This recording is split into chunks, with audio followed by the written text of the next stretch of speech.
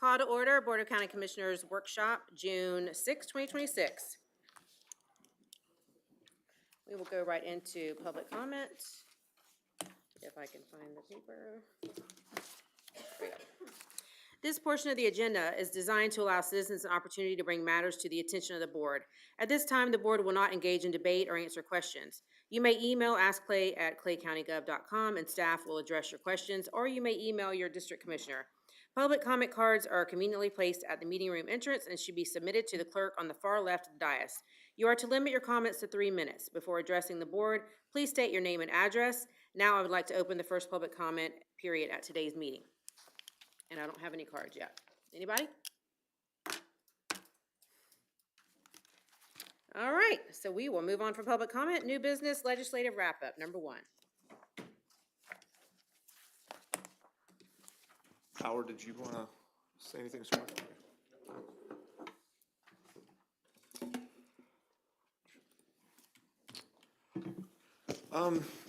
Commissioners, as you know, the budget has been approved and it's waiting for governor's signature.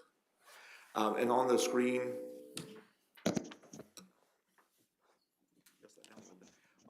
you'll see the appropriations that are in the current budget, waiting, of course, for the governor's signature. We've secured about $2.6 million for the public safety complex, $900,000 for quality of life items such as Moccasin Slough and the historic courthouse, $2 million for the expansion of County Road 218 to continue that 4-laning, and then $1 million for the septic pilot program. So in total, that's about $6.5 million of appropriations that are in the budget bill waiting for the signature of the governor.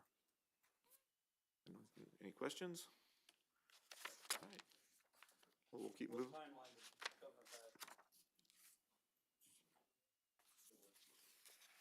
What is it, normally 15, 16 days from the time that he receives the bill, but I don't know when he physically received the budget on his desk, because that's when the clock starts. Yeah, so we're working through that. So, all right, nothing else on the legislative wrap-up? We kind of broke this presentation, ma'am, into 2 sections. I'm going to continue on if that's okay. Yes. Okay. Into 2 sections. One, we'll kind of talk about what came from the legislative session on tax reform and potential effects of that, high level, and then we'll transition to MJ really focusing on this year's budget, which is really the focus of today, but thought it was important to go through the first part first, so I'll take care of that and then turn it to MJ.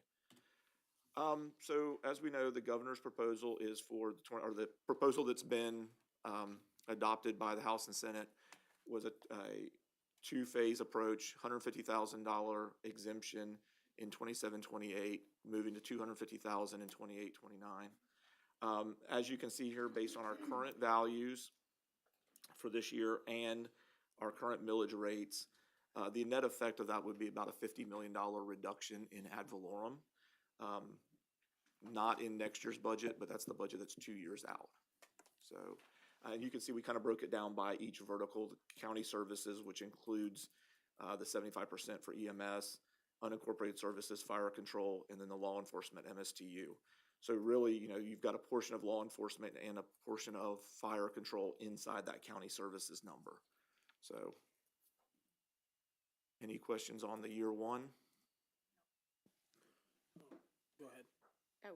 What were those percentages again in county services? County services, you have 75% of fire rescue, because that's the EMS side is in there. And the sheriff's office is about 50%, 55%. Larry, David, MJ, it comes out of county services, right? Yeah, so it's 50, 55%.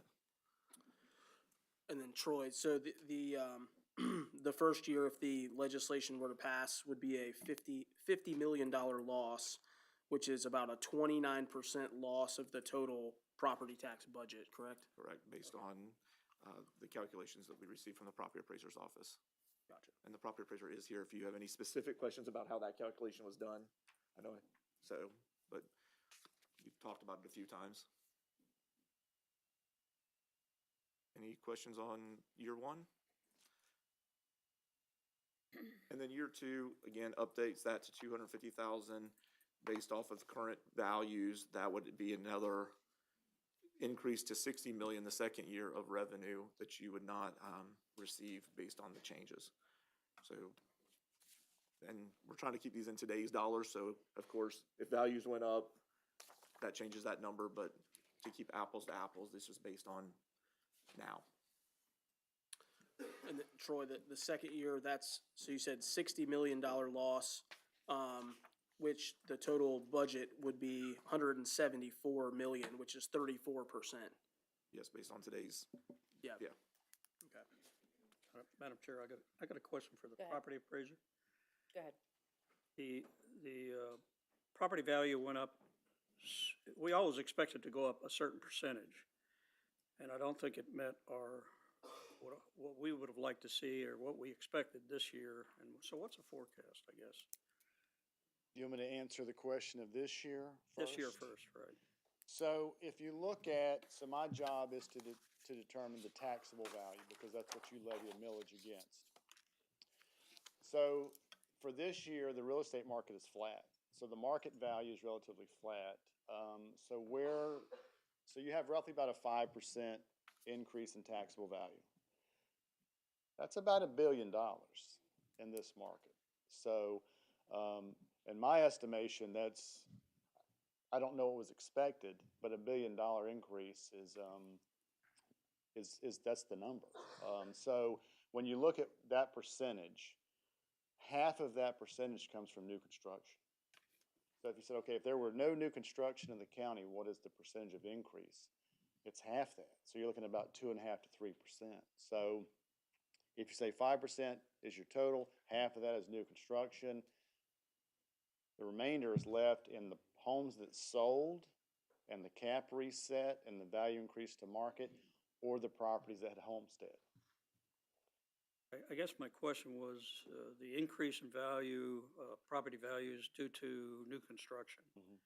That went up more than normal or less than normal from So, last so year? the new construction amount, average since 2019, has been about 350 million a year. So you had 2 good years, like last year. So we're about $170 million less than last year.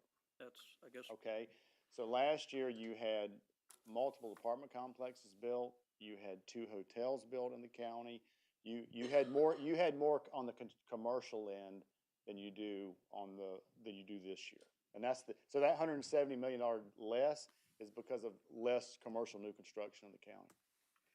The residential is fairly stable, but the commercial is the difference. thank you. Oh, wait, Tracy. Oh, it's just, and we'll cover this, I think, in slide 8 coming up, but Tracy, just talk about, I mean, it's been a long time since, it's only been a 4% change, 2013. And I guess my question would be, like Commissioner Renninger was asking, do you forecast any more from what you know with like COs and stuff like that coming down the pipe? Does that seem more of the norm that it's gonna be that 4%, or does that really just depend on what comes to Clay County? I think, speaking of my staff, there's more commercial development that will be in next year. There's more residential development that will be in next year. New construction is gonna drive your taxable value increase. Mhm. Because in our county, as you know from the tax reform, so much of our county is homesteaded. So You said 60, I think we had a phone call, I think you said 60%, right, is homesteaded? you may run through the numbers really quick? Sure, I can. sure, Okay. So if absolutely. you look really quick, people have asked me, what happens with this tax reform? It depends. That's the best answer you can come up with. It depends, and here's why. It depends when you homesteaded, okay? And it depends on what county you are in.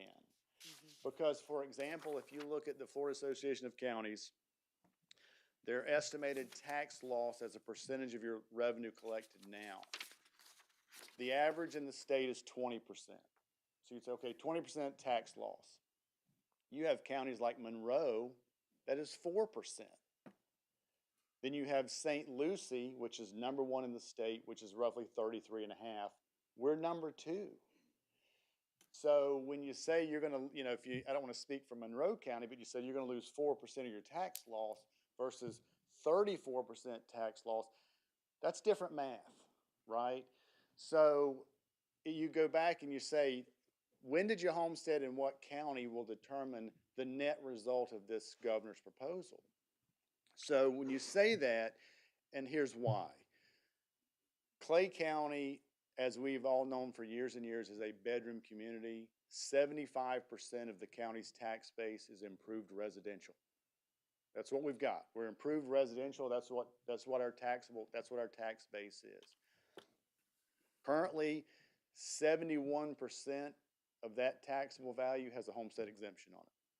Say that one more time. 71% of the taxable value has a homestead exemption. If the governor's proposal passes, 62% of those parcels will pay no tax to the county.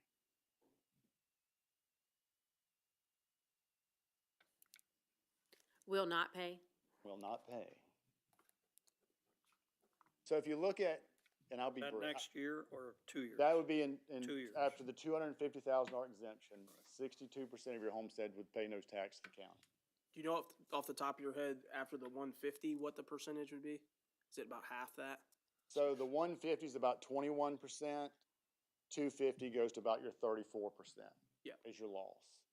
So if you look at it and say, where did this start? So because people are asking, I mean, they're seeing the governor's proposal and they're like, what is this going to do to me? Once again, it depends on when you homestead it. There's a likely chance that if you've been an existing homestead, you may pay more at the end of this. If you're a newer homestead, you may pay a little less. It just depends. But it starts with homestead exemption.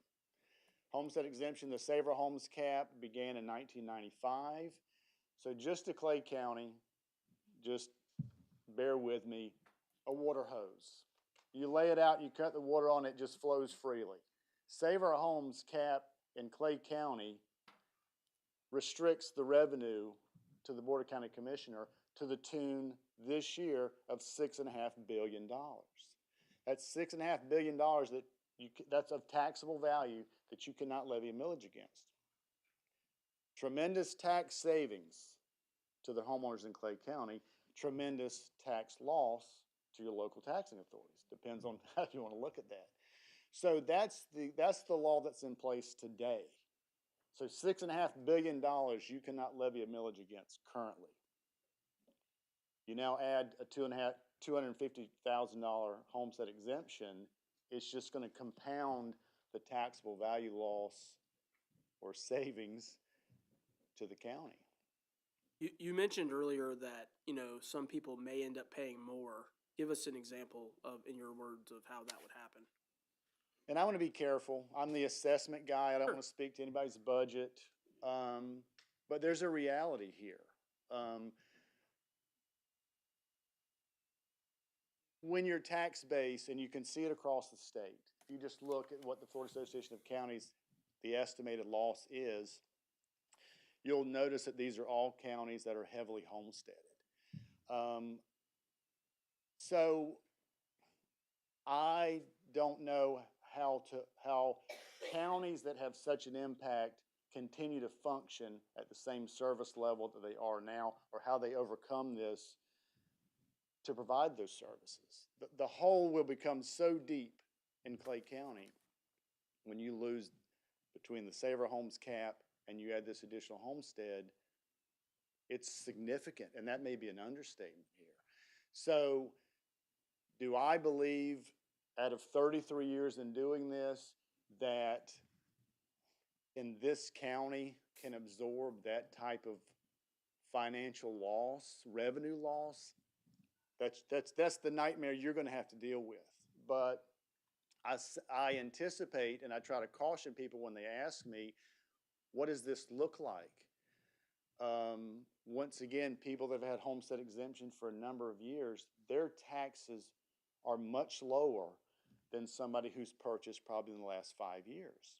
So somewhere on the scale between taxes and fees, if this passes, somebody that pays low tax could end up paying more fees as a result of what decisions are made through the budget process. I think No, it's a good answer. there will be consequences will be different across the state because of the composition of the counties. One of the things too, and, you know, I think when the initial proposal came out, the messaging was like elimination of property tax. As it made its way through the legislature, through the special session, the school function of that was put back in. And I think it's also very important to kind of allude to what you've been talking about, that this is homesteaded only. So if you have a business, if you have a non-homesteaded property, you're still paying your property tax. It's not an elimination of property tax. It's a shift essentially. How do you think that could affect the non-homesteaded parcels? Well, you just said it. I think the governor's proposal, you can read that and people can get excited. I mean, I've, once again, 33 years, I've yet to meet anybody who likes paying taxes. So, I mean, I think that's pretty obvious. So when you hear something, even my own staff, you know, they are excited personally because they think, oh, I'm not going to pay any property taxes. That's how the government functions. That's how they provide services, is through that tax. So you made the comment about, is this a tax cut or is this a tax shift? So if this were to pass and, you know, if you have a value of $250,000, you pay no services to this county. So that means there's a zero taxable value that a millage would apply against. You can get no tax out of those property owners. Somebody has to pay, I would assume.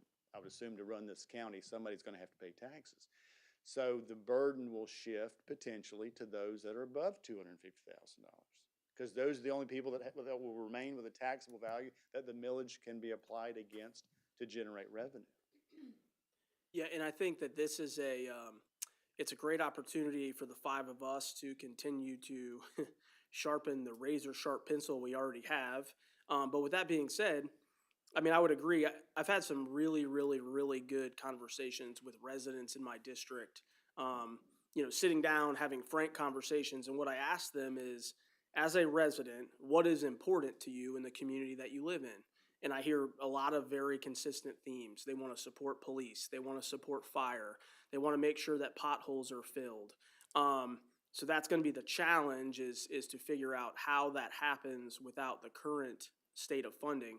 But I think for all five of us, I mean, it is important to be as fiscally responsible as we can, without being irresponsible. And I think the community would not be very happy if certain services aren't rendered, right? And that's the big challenge. I have a couple more. Tracy, are you conversant? We have 50 states in this union. Do you know if all 50 states have property tax? A version of it, yes, sir. A version of it. And do you feel that out of those 50 states, anybody really enjoys paying property tax? I haven't met one yet. The other question I have, we have Tax Watch that looks at all 67 counties, and we're pretty low on the bottom 20% per capita.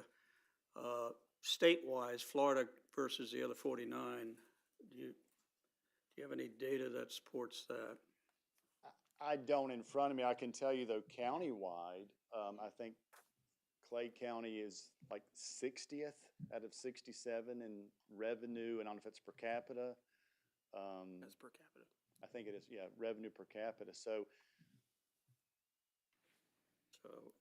you know, once again, as you pointed out, it's different from county to county, but just for the viewing public, you know, Clay County's pretty doji. We've been looking at fiscal responsibility for a long time. I've been looking at it my whole frickin' life. So, I be careful what you wish for, I guess is my last comment. if I may add really quick, if you look at just what the Florida Association of Counties put together, you know, like I said, we're second. We're the second most impacted county, and that's a function of our composition. That's just because we're homesteaded. You look across the river to St. Johns County, they're 20%. Duval's 20%. Nassau's in that 20% range. So our neighbors are not going to be impacted to the degree that we are. So I don't know what unintended consequences come from that, just in your workforce, retaining your workforce, things like that. There's issues that I think we're all going to deal with should this pass. But really quick, so about the commercial. So yeah, to answer your question, it was if it shifts, then anybody with a millage rate could potentially is going to shoulder the burden of what remains. And I think you alluded to it early on in your comments because we are so heavily homesteaded, and you mentioned the 2 years where we had a pretty substantial increase, which was 23, 24, and 22, 23, a 15% and a 12% increase in percent of change. And you alluded to why, and that was commercial growth. And I think that's another thing that, as a commission, we can continue to laser focus on prioritizing that commercial growth when we have opportunities to do rezonings to commercial and those types of things. And as the beltway's now fully, becoming fully open, that's our opportunity to capitalize. Now, will you see those effects immediately? Probably not with the 5 of us sitting up here, but we set Clay County up for the future by prioritizing that now. Would you agree with that? I would, and I would just add, if you look at the annual report, our office has produced an annual report for over a decade now. And because of Homestead, if you look at the taxable value, like what can you levy a millage against? That taxable value as a percentage of the market, of the potential, has progressively reduced. So currently you're able to tax on about 58 cents on the dollar. And that number, because of saver homes and homestead exemption in our county, your taxable value as a percentage will continue to be reduced just because of the nature of the way homestead is in our county specifically. As it currently exists. As it currently exists, correct. So right now, you're basically, let's say you're able to levy a tax on about 60% of the value that you could currently. And that's going to continue to decline. So alternate sources of revenue is probably not a bad idea anyway, besides the ad valorem tax. Tracy, one thing you haven't spoke of, you talked about commercial, it shifts to commercial, and renters is also another area. I haven't heard you say that it would increase, which I've heard that it would increase their property tax because of the shift. Is that true? Because I've been hearing that. Well, just for example, if the value is above $250,000 and there's still a millage rate that's applied to the value, then yes, those are going to pay when the others don't. I'm talking about the commercial though. Yes, that's what I'm Okay. speaking to. So the commercial so your non-homestead, residential, and your commercial properties currently have a 10% cap. Okay, so if this were to pass and if you're still levying a millage against the value, if your millage rate increases at all, it's only going to apply to your non-homesteaded residential and commercial properties. Okay. And be passed on, more than likely, to the renters. Mm-hmm. Right. Didn't that cap reduce to 5% with this?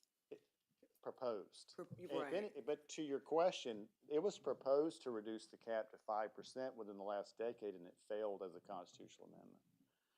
But in this proposal, yes, it would reduce 10 down to 5. Chair. Tracy, about half of my constituency lives in mobile homes. And I know that they're assessed a little bit differently as far as based on year of the mobile home. Can you speak to that a little bit?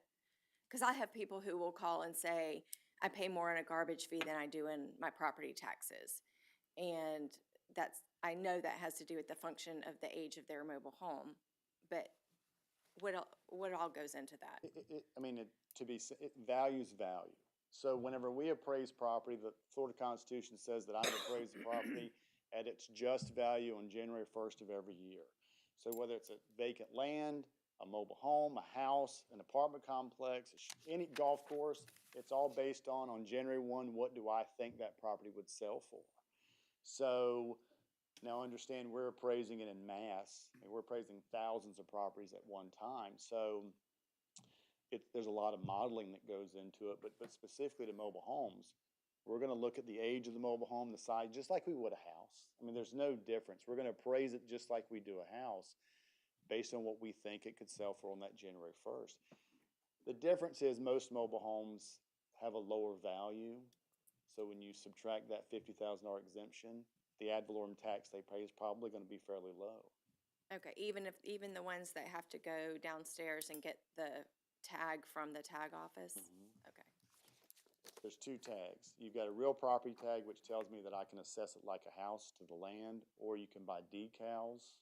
If the land and the mobile homeowner are different, then those decals are paid like a vehicle would pay tax. yes, yes, That's different, because in that case, it's just a length and a width scenario. If it's assessed by me, I appraise it like it would be a home. okay, There is a difference. yeah. But essentially, a lot of those people they'll still pay the school tax, so they won't see a complete, Elimination. yeah. And one thing about the proposal, that it changes, currently your homestead as it stands is the first 25,000 and the third 25,000 is your 50.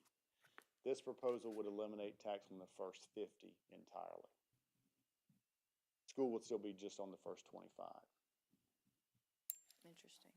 So they could actually see a tax increase from that as well. I didn't know that. Yeah. And Tracy, isn't there a part of this proposal that the 150 and the 250 are laid out the first 2 years, but then it's eventually to go to 500,000 as part of the bill? The legislature has to lay out the plan to get to 500,000. Correct. Okay. Yeah. So this would not be the end of the reductions. The reductions would continue as they lay out that plan to get to 500,000, which, Have we done any predictions about what that would mean to Clay County? Do we need to?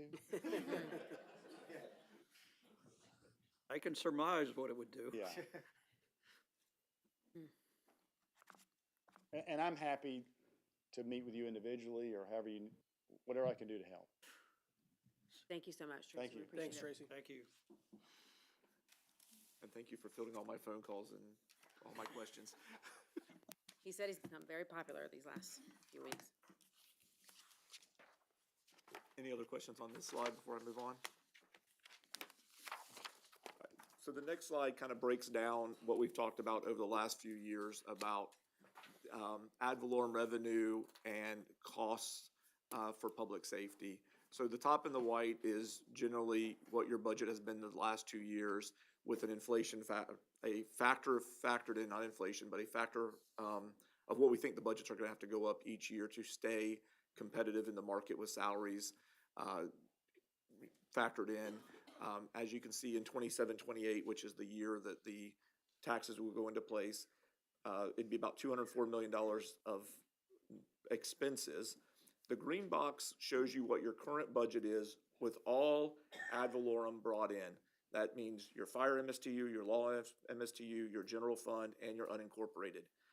You'll generate in 27-28, if there's no reform, and this is based on a 5% annual growth, you'll generate about $184 million in ad valorem. So you'll see that no tax reform will be able to cover about 90% of the cost for public safety. The orange box shows you what happens with the reform.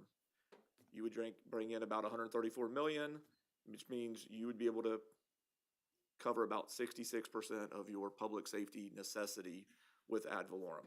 So then the question that we always hear is, well, how about all those other revenue streams you have? You've got a 0.5-cent sales tax, you get state revenue sharing. Well, that's what that bottom line in the red is. That's the $61 million that we bring in from other things. The only thing that's not put in there, as the slide shows at the bottom, we didn't put statutory holdbacks in there, we didn't put reserves in there, and we didn't put cash carry forward in there. Those are kind of washes each year, so if I start showing cash carry forward on here with it being a negative, that means it's gonna make it look worse so we didn't factor all that in. Just for clear and transparency on this. We also didn't factor in any interest because if you're not making money, you're not gonna be making interest. So really, the dollars bringing in the door, if the reform doesn't go through, dollars coming in the door from ad valorem is 184 million, roughly, and you would need 204 to cover public safety. Other revenue streams, 61 million. That gives you a total fund of 196. You would still be deficit if you used all ad valorem and every dollar that we currently get from other revenue streams that are allowable to be used. I know that our budget's a lot more than that because we've got solid waste that can only be used for solid waste, building fund that can only be used for building fund, voter improvement can only be used for voter improvement. So these are unrestricted revenues that we're looking at. And then we flatline the cost of the general fund, parks, libraries, general administration at the bottom, $79 million currently this year. We flatline that out for the 5 years. So that kind of gives you a picture that, to Tracy's point, even without reform, you're probably having to look at other revenue streams to continue balancing your budget going forward. It's either a question for Troy or for Tracy. So initially, when they started talking about the initiative, there was talks of protecting public safety. And I still think in the public that there's buzz that public safety is exempt or protected. Can you guys talk to, maybe Tracy's nodding his head? I mean, either way, yeah, go ahead. Yeah. I was gonna say, my understanding of the current bill is that none of those restrictions were put into this current bill that was passed. That it was, they give you a list of things you could spend ad valorem money on, but there was no funding. floor, there was no floor that says you have to maintain this floor. I don't know if Tracy or even the sheriff have other thoughts on that. I'll just speak really quick. Yeah, there is no carve out for public safety, and there is no trust fund. If you'll remember, the governor's proposal mentioned a fund that the state of Florida, well, there was no designated revenue source for that, so that's out the window as well. So what you're saying is, we heard publicly that the governor said the state would help offset any loss to pay for public safety, but when the bill got to the finish line, that did not happen. Correct. So there is no state trust fund to give back to law enforcement. That's not true. That's correct. Madam Chair. Troy, you kind of glossed over this, but I think it's important. We have a lot of the public watching today's workshop. Yes, ma'am. And one of the things that I've had a number of constituents reach out about, and I've seen other people commenting online on social media, that this is only 16% of our budget. So we should be able to find the money somewhere, that if this were cut. So there's a belief that none of the things that the county listed on the social media post that was put out would really be at risk, or that could be extra. Like, why can't you find 16% in your budget? And you kind of glossed over it a minute ago when you talked about unrestricted, but I think it's worthwhile to say. Yeah, yes, ma'am, I appreciate that. Yeah, a lot of our budget is restricted funds, so if you look at the 1 cent sales tax, that's the one that everybody keeps that I see people going to regularly. Yeah, the 1 cent sales tax generates, what did we say yesterday, $30 million roughly, give or take. But that has to be used for capital improvement. That's the bill that, we put out to the voters, and the voters said that 1 cent sales tax is gonna be used for improvements in the capital. Troy, can you just explain what capital improvement is? Yep, capital improvement would be anything that does capacity improvement or expands your capacity. Some vehicles could fall under that, buildings. It's not for your normal day-to-day operation. You can't pay salaries. I can't with pay that. salaries for it. We can't pay for repairing our buildings out of it. The half-cent sales tax is discretionary, so you guys do use that for your budget. That's reflected in the 61 million. Other examples of restricted funds, your mobility fees, your impact fees, those are all restricted for the purposes that you as the board voted on. Your solid waste fee can only be used for solid waste purposes. So a lot of our budget, while it is an $800 million budget, is in those restricted funds. Hold on one second. While you're with that, impact fees, and that's one thing I keep on hearing. We have so much impact fees. We have so much construction. We have so many houses coming in. Please, can you let us know So what? impact fees can only be used for increasing capacity. So we cannot, if the sheriff's office or the fire department has 100 vehicles today, we can only do that if we're buying the 101st, 102nd, 103rd vehicle. We can't use it to replace the already vehicles that you have. Impact fees have to be used for increasing the capacity that's created by the impact of the new residents. You can't use it for operations, you can't use it for people, has to be physical stuff. There's a list that we created when we worked with the sheriff's department. Mobility fees can only be used for expanding roads, and it's on that list, so that it's not like we can use it for patching potholes or mowing the grass. Those are operational expenses that have to come out of your unrestricted revenues or out of the gas tax. We hear that too, and when MJ gets to the budget, you'll see the gas tax that's generated in Clay County is not enough to fund the transportation trust, which is your restricted fund for doing public works, mowing and stuff like that. So where does that get supplemented out of? It gets supplemented out of your unrestricted funds that the county has. That's $61 million that comes from other revenue streams. Think I got? Yeah, that, or is so of the $801 million budget, how much of it is not restricted? it- 300? I would say roughly 300 million. 300 million. So- And so when the public looks at it and they look at 16% of 800 million, somebody who's better than Betsy at math should do it's actually how much percentage of the 300 million? That is about I think that is close to the 18%. I have to do the math real quick. What's 50 out of 300? Sorry. 'Cause I'm not the I didn't mathematician tell on the anybody I floor. was gonna ask the question, so nobody did the math ahead of time. I just know I can't think that way on Yeah, my me feet. too. So it is roughly 16-17%. So it still is that, it's just of a smaller number. Okay. Right, that so it makes is, I sense. mean, the 50 million is about 16-17% of the 300 million. But I think that's where some of this is other things are growing. You have to remember, Clay County's been a very conservative county for a lot of years, reflects in the 61 out of 67 counties. The sheriff's department, the fire department are trying really hard to catch up with the growth of the county, and it's not like we were at the plane where we were and we're just trying to stay where we're at. We're trying to go to a career, we went to a career fire department fully career in the last, 20 years. I mean, those volunteers when I got here. The sheriff's department's trying to increase the number of deputies to respond to calls to get to that state average. So I think that's where people fail to understand that we're trying to get to the right level of service too. And that's when I hate to steal MJ's thunder, but I think that's gonna be part of the discussion when we talking about this year's budget is what level of service do you, as the commission and the citizens of Clay County, want in Clay County? And I'm just gonna use an example, please don't use, if it's, hey, instead of mowing every X number of weeks, we double that, we're gonna mow every, twice, half as often, well, that's a service level. Is everybody gonna be happy with that service And level? that's more emails on us. Are you gonna close down things that you have operational today that are, quality of life? That is the board decision, and that's the level of service discussion that we're gonna have, not only for this year's budget, but going into the future.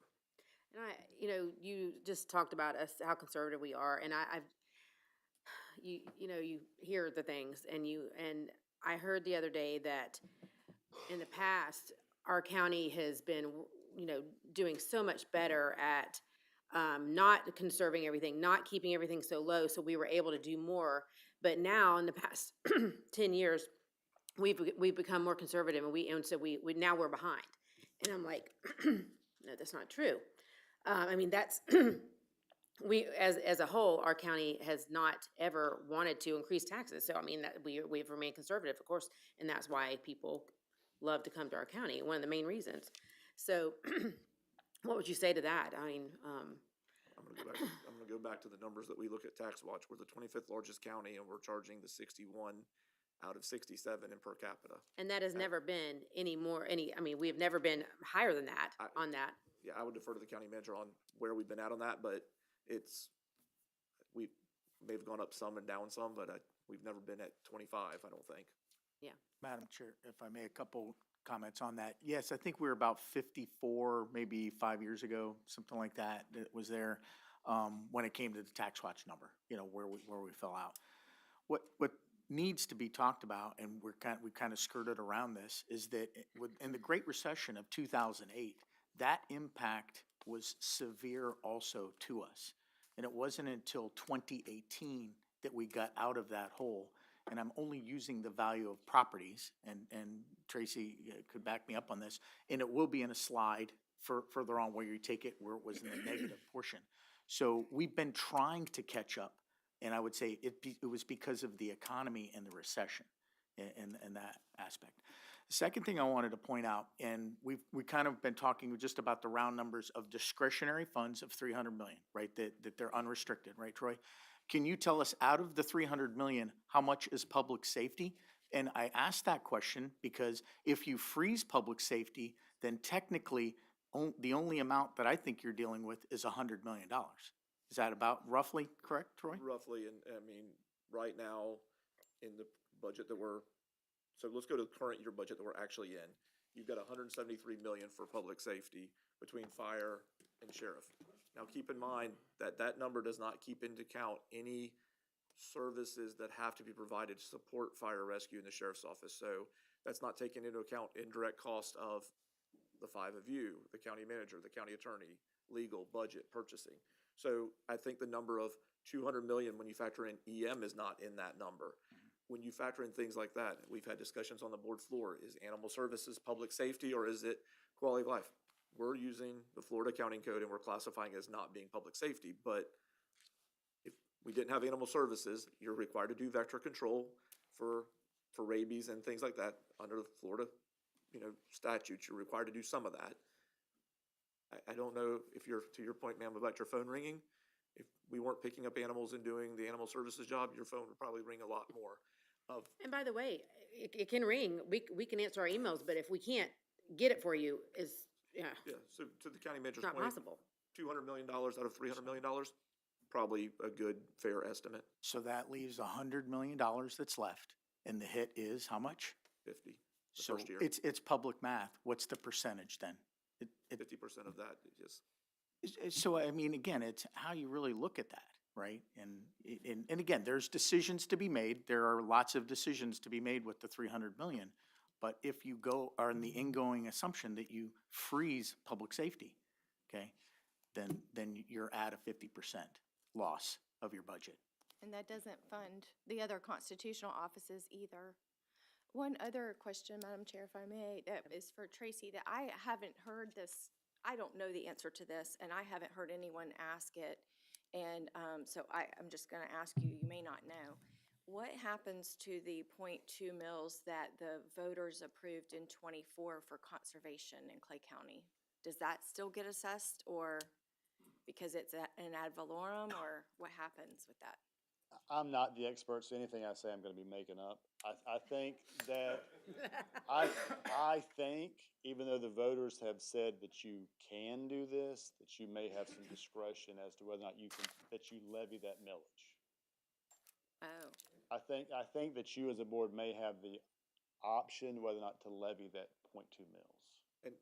And I think, if I may, to the chair, no matter what, even if the .2 is still legal, you gotta remember your taxable value just went down, so your .2 is based on Yes. taxable value. So even if we can still do the .2, which I know is subject to that line number 7 or line number 8 that was added to the bill, your taxable value will be less. So where you're generating 4 million now, you may only generate 3 or 2.5. So even if it's still legally allowed, you're not gonna have the money coming in to support that conservation program. and I think the other thing that hasn't been mentioned that I saw Crawford walk in the door in the back, our economic development partner, and one of the conversations he and I've had within the last few weeks is that rooftops are what bring business. Like they don't, businesses aren't gonna locate where there aren't people. And what I don't know, and so that leads to my question for you, Tracy, is does that correlate to taxable? So obviously we talked about that the commercial and the non-homesteaded properties are the ones who are gonna still pay the full amount of what's assessed. But the rooftops are still here, the households are still here. Do you see that affect commercial development or not? Like They'll pay more. if they're gonna I pay mean, you're- more, but that would be Yeah. statewide. Correct. Okay. So it really wouldn't affect maybe where they locate in Florida. And one thing to remember too, when they, in the proposal that says you're gonna reduce this cap on non-homestead and commercial from 10 to 5, that math really only applies if the market is increasing more than 5 or 10% on those properties. So any savings to them, for example, like with your homestead, the 3% cap only makes sense if the real estate market is increasing greater than 3%. Right. Otherwise, your values are the same. So on the commercial end, there's only a savings if the market is gonna increase currently more than 10% a year. Otherwise, they feel all of that increase. So when you told us that essentially we've been flat in the last year, that's true for commercial property as well. They haven't increased, so they're not. Maybe even a loss on commercial. So I think, if I may, ma'am, I think the key there is, in this year as an example, and I think you and I talked about this, the difference between the 10% and the 5% cap would not have affected commercial this year because you weren't even getting to the 5%. So this perceived savings may not be there for non-homesteaded property this year. Correct. Yeah, just for example, if you look at the Save Our Homes cap, 6.5 billion. That's all your homes. The total differential that you can't levy is about a little over 7 billion. So how much tax savings is there currently in the market for non-homestead and commercial? Less than $1 billion of taxable value. The bulk of it's homesteads. Thank you.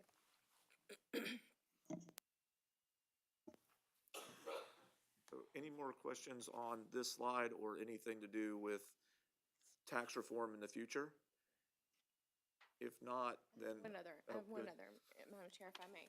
So I know that in the legislative joint resolution that's going on the ballot, there are 7 categories that we're allowed to spend ad valorem on.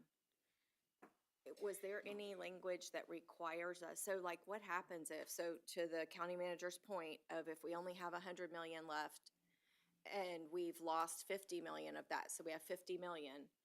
And then, like, I don't really know the answer. I don't want my constitutional friends to hate me. I just don't know the answer to this question. Like, is there a requirement that the BCC, legal requirement, maybe it's a Courtney question, is there a legal requirement that the BCC fund the constitutionals? Like, what if we don't have the money? So I'll answer part of that and I'll defer to the constitutionals. Certain constitutionals have the right of appeal to the state. So if you decided not to fund them or to fund them less, they can appeal. And some of their budgets come straight from, I mean, you send your budget to the state and it gets approved.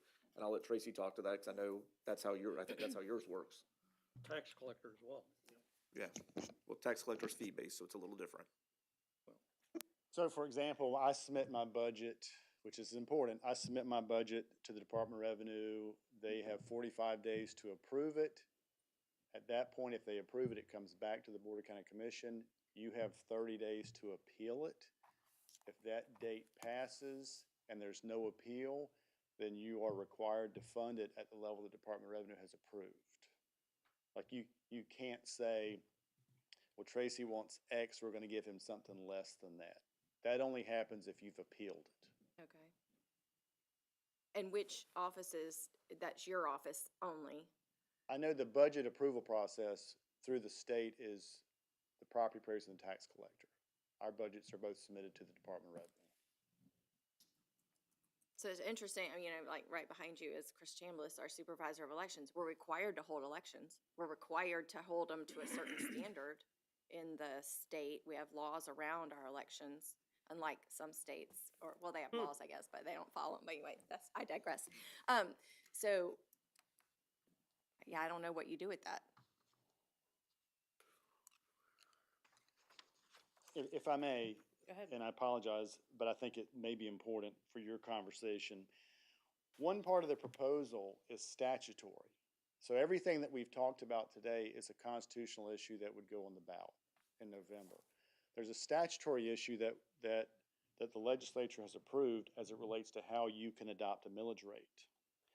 And that, as soon as I believe that the governor would sign this, as of July 1, that will impact your ability to levy a millage for this year. And I don't know if you want me to speak to that briefly as to what those Sure. changes are. So Currently, you have a rollback rate. That rollback rate in an increasing market, that rate is usually lower than your current millage rate, and that would get you the same revenue as the previous year, okay? Then you adopt a millage rate the way you always have. The way this would work is that you have to start with the rollback rate, okay?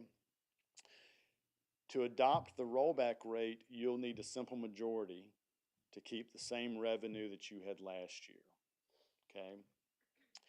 If you want to levy up to 10% more than the rollback rate, you're gonna need a 2/3 vote of the commission. So 4 out of the 5 would be required to go above the rollback rate. And to do more than 10% above the rollback rate, you would need a unanimous vote of the board. So, if I may, through the chair, Actually, I have a clarifying question. What was your last percentage? You said plus 10%, God bless you. So, yeah, I'll just run through them again. Rollback, you would need a simple majority. That's just to keep the revenue you had last year. Up to 110% of the rollback, you would need a 2/3 majority, which would be 4 out of the 5, because that's 66.7%. A millage increase greater than 110%, you would need a unanimous vote. And that, like I said, I'm pretty confident that will apply to this year's trim process. Upon his, excuse me, upon his signature of So- what? Sir? Governor's signature of what document? This was a statutory amendment. So this goes back to the governor as opposed to the proposal for tax reform goes to the voters. Right. This legislative change, this came out of the legislature, this would go for his signature, and if he signs it, it becomes effective July 1st. it was, Was it a bill? Yeah. What? Do you know the number? Yes. What was the bill? Do you know the number? CSSB, it's in special session, 4F. it was part of the same bill. It's Got just, it. there's Yeah. there's two different pieces to that bill. So, just for clarity to make sure that we're all, so technically your rollback rate this year will be less than the 8.601 because you've had property value increases. So to maintain your millage at 8.601, to generate the numbers that we're gonna talk about that MJ's gonna go through, would need a four out of 5 vote to maintain that 8.6. So just wanna make sure that we're all on the same page of what that means for the board. Are you gonna tell us what that is? Like, are you gonna tell? Well, we don't know the rollback rate yet because we won't have that until after July. Yeah, we're still, so when we give the estimate, that's a June 1 estimate. So that's a working number. We'll certify the preliminary roll to you as a taxing authority July the 1st. This will begin this process that we're talking about. Got it. So unfortunately, no, ma'am, we can't give you that number today because don't have it yet. I remember that. I just had forgotten. No, it's all good. Okay, what you just said, I thought he said if we want to go up 10%, but you're saying, From the rollback rate. So the rollback rate is what does it take to generate the same dollars that you generated last year? So, and I'm just gonna use numbers to make it, right now we're at 8.601, right? That's our millage. It'll go down to 8.5 something with the rollback. So for you to go back to the 8.6, we'll take a 4 out of 5 vote at that point in time when we bring the budget to you guys in September. Or even to set max millage, you'll have to set the max millage to say that that's your intent. So just, so we all, yeah. It's not a simple majority anymore. Madam Chair, if I may, this may be a good inject. So we have another budget workshop set prior to the last BCC meeting of July, specifically to talk about this issue and others for it. So July 23rd at 9 o'clock. So that's very important that we do that also.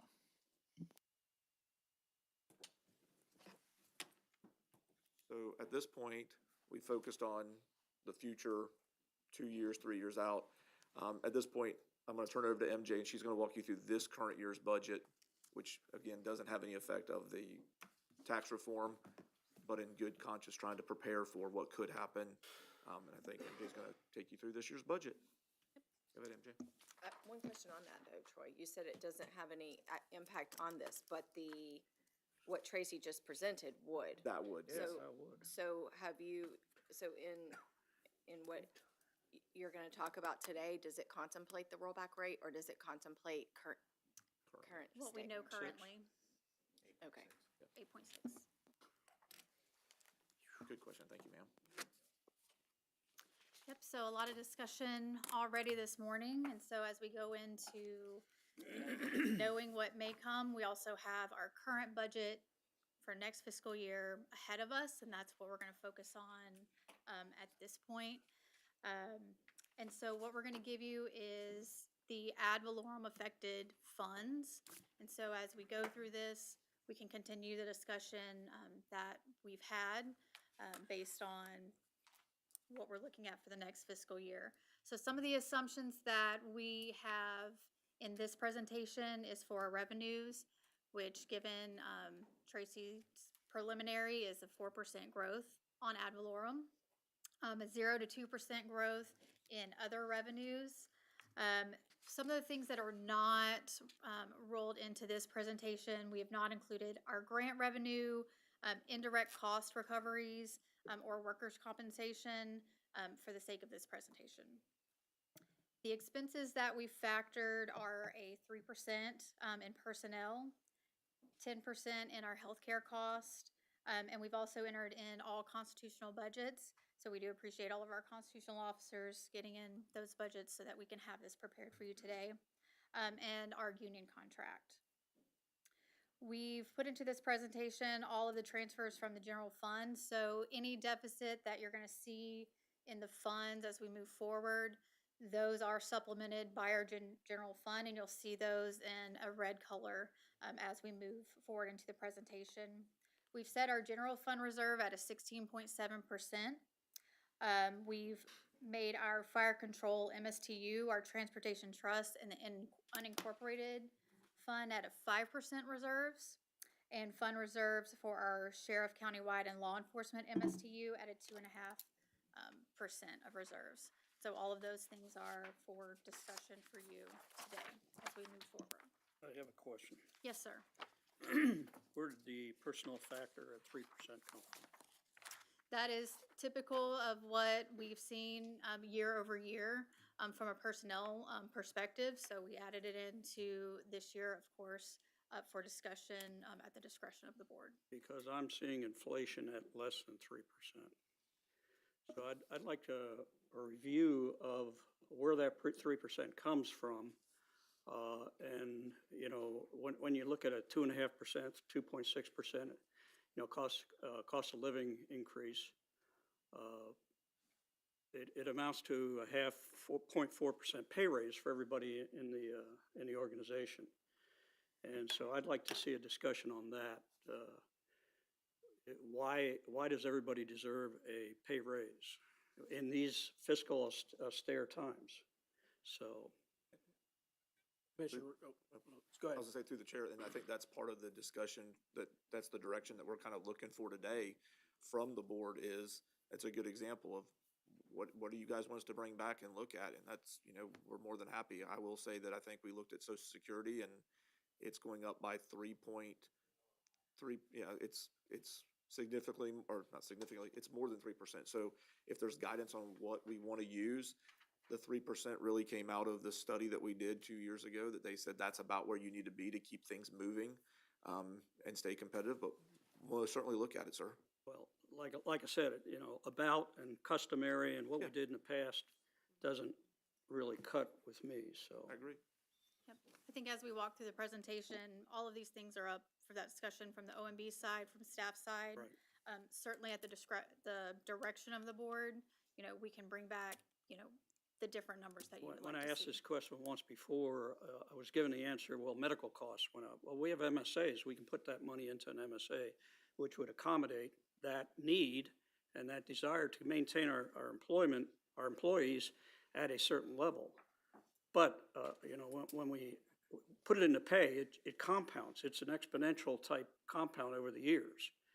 You know, 3% of 3% of 3%, when it should be 2.5% of 2.5%, is a huge in the out years, so huge delta.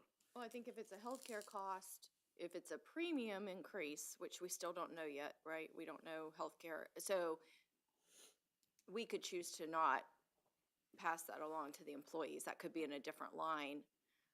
But otherwise, they can't put that into an MSA or HSA. Premium costs can't come out of MSA? Not for the employee, no. They pay, their premium is pre-tax. Their premium is pre-tax of their income.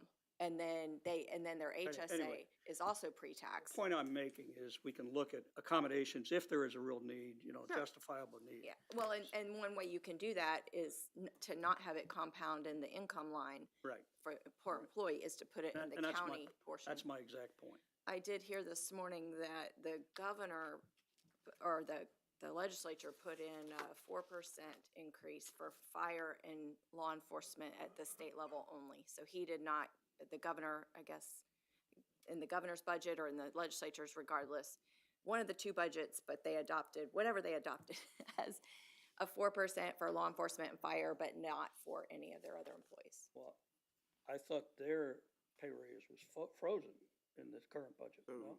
so through the chair, Commissioner Condon's correct, and my understanding is that law enforcement, fire department, firefighters, and select people were getting a 4% pay raise. Everybody else was frozen at 0% in the current budget that they're proposing to sign. Right. However, they did exactly what you're talking about. They also, for I think the second, third, for so many years now, they've frozen the healthcare premiums of state employees. So that was kind of their trade-off, savings in healthcare premiums. So I think there are different ways you can approach this, and that's what we just need to know is from the board's direction. What all do you want us to look at? Because I think there's gonna be a lot of, as MJ's probably tired of, a lot of levers that we have to pull this year to try to get this in line. So we just need to know what's in bounds and what's not. Any other questions or discussion on the basis of the budget? Okay. So the next slide is your taxable value year over year. So we're showing, back from really 2007, but we've got a 4%, change this year, and we really haven't seen a number, like that since about your 2014 range.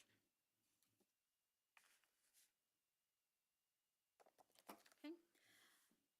So our reserves, so we get our reserves number that recommends that general purpose governments maintain unrestricted fund balance in our general fund, at least equal or 2 months of regular general fund operating revenues. What that equates to for BCC is that 16.7%. So while there's not an established reserve standard for the other funds, we do note that any overruns or unexpected expenses from those other funds are supplemented from the general fund. So while our other funds are from 2.5 to about 10%, if there's any overrun in those other funds, we are pulling from the general fund to make sure that, those expenses are covered. MJ, what's that off the top of your head, the dollar amount of 16.7, do you know? It's about 23 million. Okay. Thank you. Yes, sir.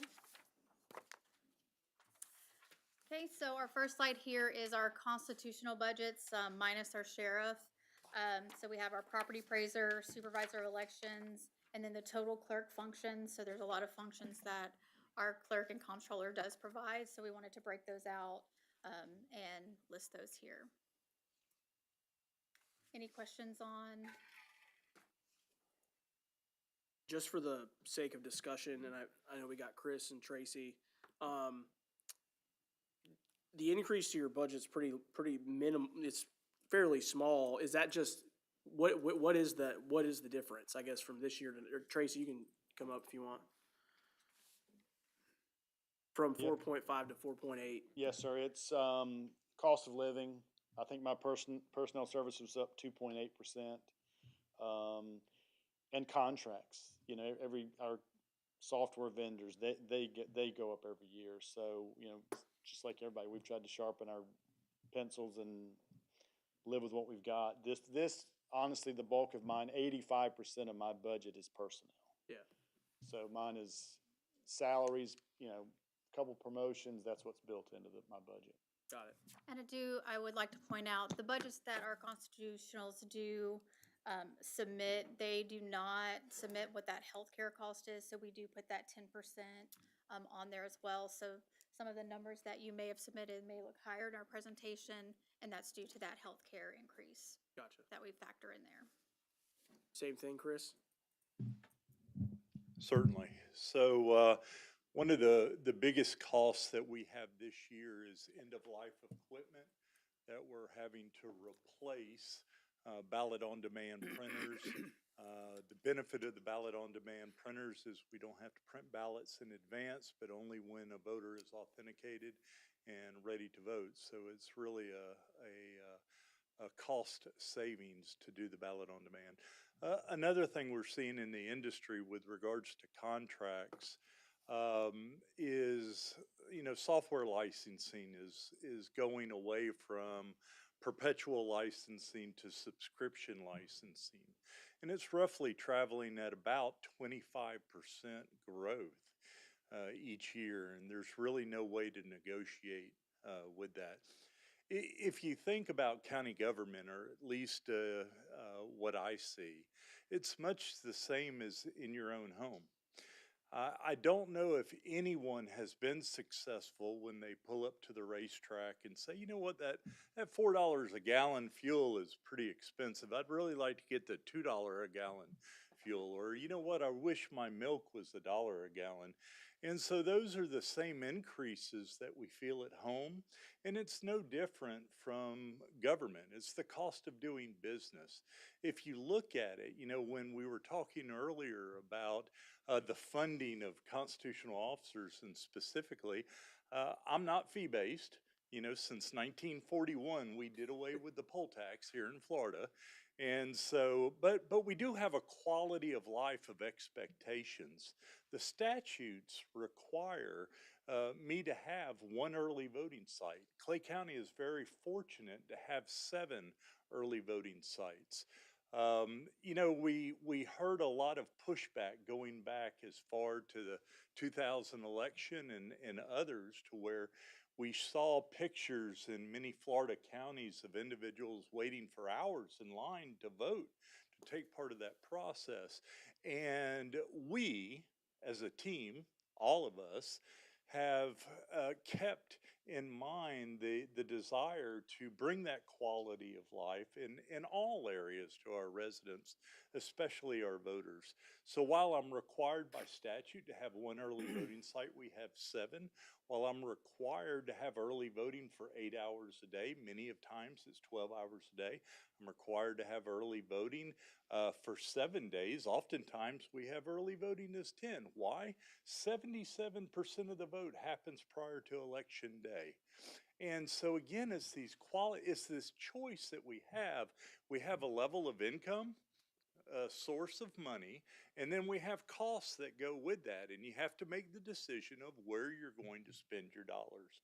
And so for me, it's really just as much about quality of life here in Clay County, especially when we're the second highest impacted in the state of Florida due to this bill, and yet we're the 60th out of 67 counties with regards to funding through ad valorem taxes. So I think that it's reasonable. We have a lot of tough choices. It depends. Do you want, I know that Howard and the rest of you have seen the need to use multi-purpose facilities in any fire station that you build or any county building that you build. And it's that smart thinking that goes in line to help overall to reduce the cost of government. Yeah. That's all I got to say. Yeah, good points. Question about the software licensing. Is all of that specific to voting, or is that also some general government purpose, Microsoft, those types of things for you? It's all of the above. It's a national trend. It has to go from, we've had acquisition for our virtual management software, VM for our virtual servers. And they say, this year it was, $60,000. Next year it's going to be $80,000. What are you going to do? You're going to have to pay it. Because last I checked, we need these systems to conduct our business and to count the votes and to get it done quickly, I might add. not 2 weeks later and, No, not in Florida. Madam Chair, if I may, Tara, I wanted to ask about yours because the bulk of your increase is in the clerk of the court side. And if I'm not wrong, can be paid through court fees, but that fee hasn't gone up in many, many, many years. And that's No. set by the state, right? Yeah, so a portion of my budget is paid through the state court system, through fines and fees. And we are held whole to whatever we bring in and appropriate back out to the 67 counties. What you have listed here are 7 different budgets, and 5 of which come out of GR. 2 are self-funded, although we are seeing a reduction in that. And just to clarify, overall, for all the GR-funded budgets that we submitted year over year, we are at 2% increase this year. And it's the same things. It's software cost, personnel cost, just the cost of doing business. And then from those fines and fees, that is set by the state. Well, No. it's, the way it works is each year the REC comes together and they do estimates as to what they think our offices will bring in through fines and fees. So your civil filings, your criminal payments, your traffic citations being a large part of that.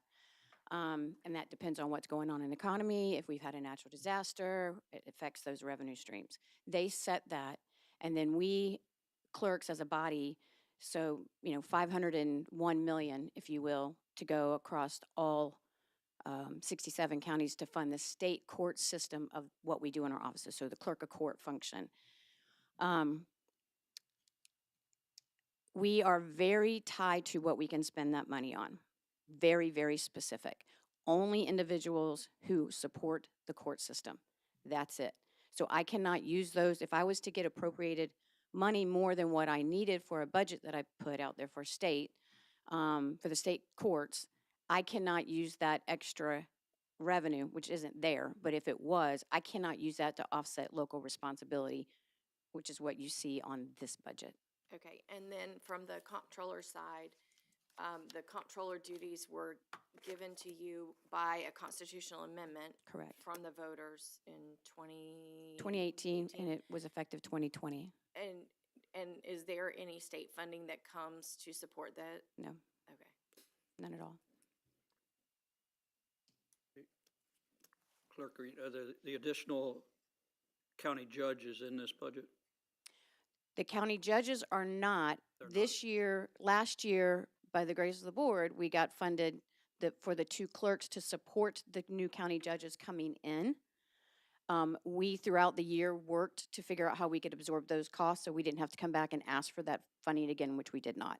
So it was a one-time funding to get us through the first year. Because even though the legislature and the Supreme Court certified all these new judges, they did not provide funding to the clerk's offices, the state attorneys, the PDs, all the support functions that support those judges with those case filings.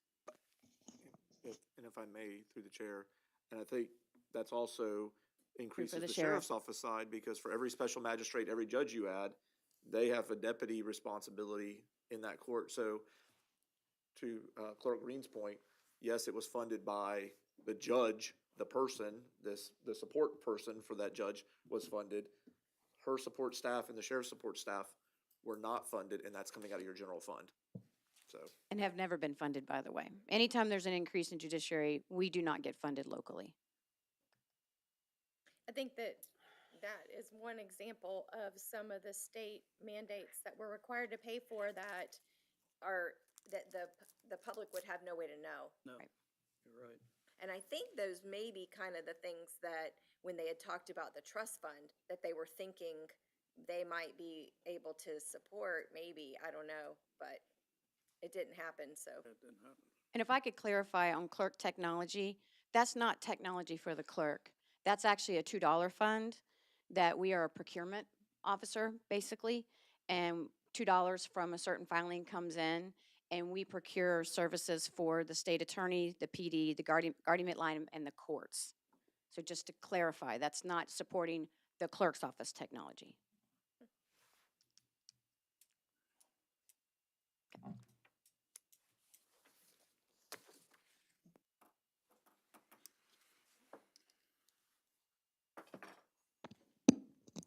Any other questions regarding constitutional budgets? Okay, we'll move on to Transportation Trust. So the Transportation Trust, it funds your operations for your Public Works Department, traffic signs and street striping, and traffic signals. So the primary revenue source, of the fund is your motor and diesel fuel taxes. So what we have here is the proposed budget for year over year for the past 2 years, or their budget for the past 2 years, and the proposed budget for this upcoming year. If funding at the level of ask, your transfer from the general fund is the 6.9 number with a 5% reserves. Madam Chair, quick question. Does the resurfacing budget come out of this? No. No? It comes out of capital. The CIP? It comes out of CIP. Okay. Yes, sir. Just straight resurfacing? Your straight resurfacing, it's really called road improvements now, and that's your resurfacing, your road paving, and your road Which I think was like rejuvenation. 10 million last year. Roughly $10–11 million in CIP. All Yeah. CIP, okay. Yeah. That goes back to that 1 cent sales tax that we talked about earlier, and other gas taxes coming in.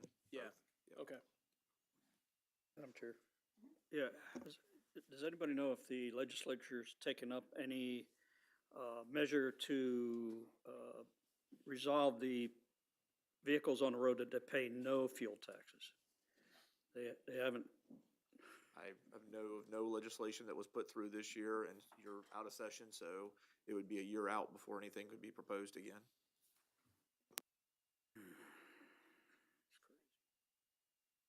Thank you. Sounds like a legislative priority. Yeah, stay in your lane. You got plenty to do.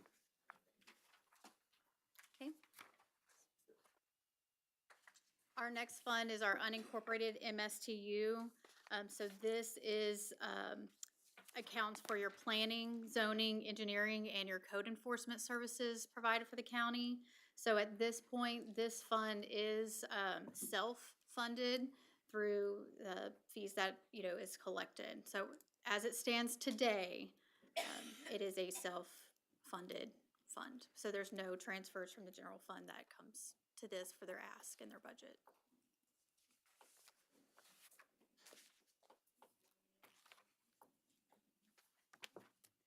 Next is our fire control MSTU. So this does account for that 25% provision for the services and unincorporated portions of the county. And so with this ask, so the other 75% is provided from the general fund. So this portion is, the full 25% is not collected through the MSTU. So you have about 6.9 in this fund also that's supplemented from the general fund to cover that entire 25% portion. MJ, through the chair, going back to your unincorporated MSTU slide. Yes, ma'am. When we did our budget workshop earlier this year and the fun little exercise with the chips, as I recall, this was the only budget that was self-sustaining. That's right. So everything else we're going to talk about is going to have a general fund transfer. That's right. Yes, ma'am. Just for clarity, out of your ad valorem supported ones, your building fund is self-supported, your boating improvement fund is self-supported. So out of things that we put ad valorem money into, this is the only one that's not self-supported. I just want to make that distinction. Thank you.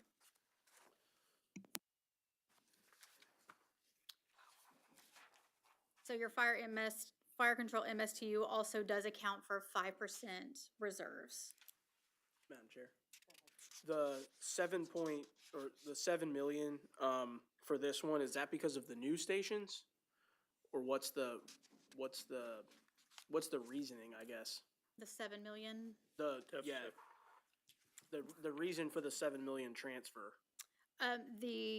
Well, you see a transfer, year over year, for this, as you can see, this current year, we had about a $5 million transfer, and that's for services, that are rendered from, fire control. I don't know if, Yeah, I mean, really, it's what MJ said. The revenue coming in, that MSTU is taxing everybody in the unincorporated area that and in those municipalities that you provide fire coverage for. The ad valorem revenue generated by that does not cover the 25% that it should cover. Again, it's back to the taxable value issue. You have expenses that are greater than what you can tax on the 25%. So it's a, $7 million deficit, and as MJ said, last year was 5.3, or the amended budget right now is 5.3, so it's not that it's always been trending that way, that the MSTU cannot fully support itself. And that's where the MSTU is different than like a fire fee, right? Correct. Yeah. Because the MSTU is based on property values in that district, based on the millage rate that you set. And that, with that discussion, I take the absence of number in 24-25 is, it was self-sustaining 24-25? I don't believe so. I think if we went back and looked, there was a transfer in that year too, but I would have to go back and look at And I that. guess what I was trying to do in my brain is create a trend, Yeah, it's linear. and it's not a good trend. Right, and you also have to look at that taxable value year over year. This year, we're at that 4%. Right. So we're taking into account, a 4% year over year instead of your 8%, that we've seen, over the last decade. And part of this is your, again, staying competitive in the market with the fire department and bringing on, again, you were at X number of firefighters per 1,000 residents 5 years ago. This board collectively, not necessarily you as the commissioners, made a decision to support fire rescue and the sheriff's department in your ad valorem increase that you did 5 years ago. So that was to try to increase it. The values have not increased enough to keep that pace. It's just, that's the mathematics. If I may, can you speak to the difference in the $3.5 million that we adopted our 25-26 budget and we amended it to?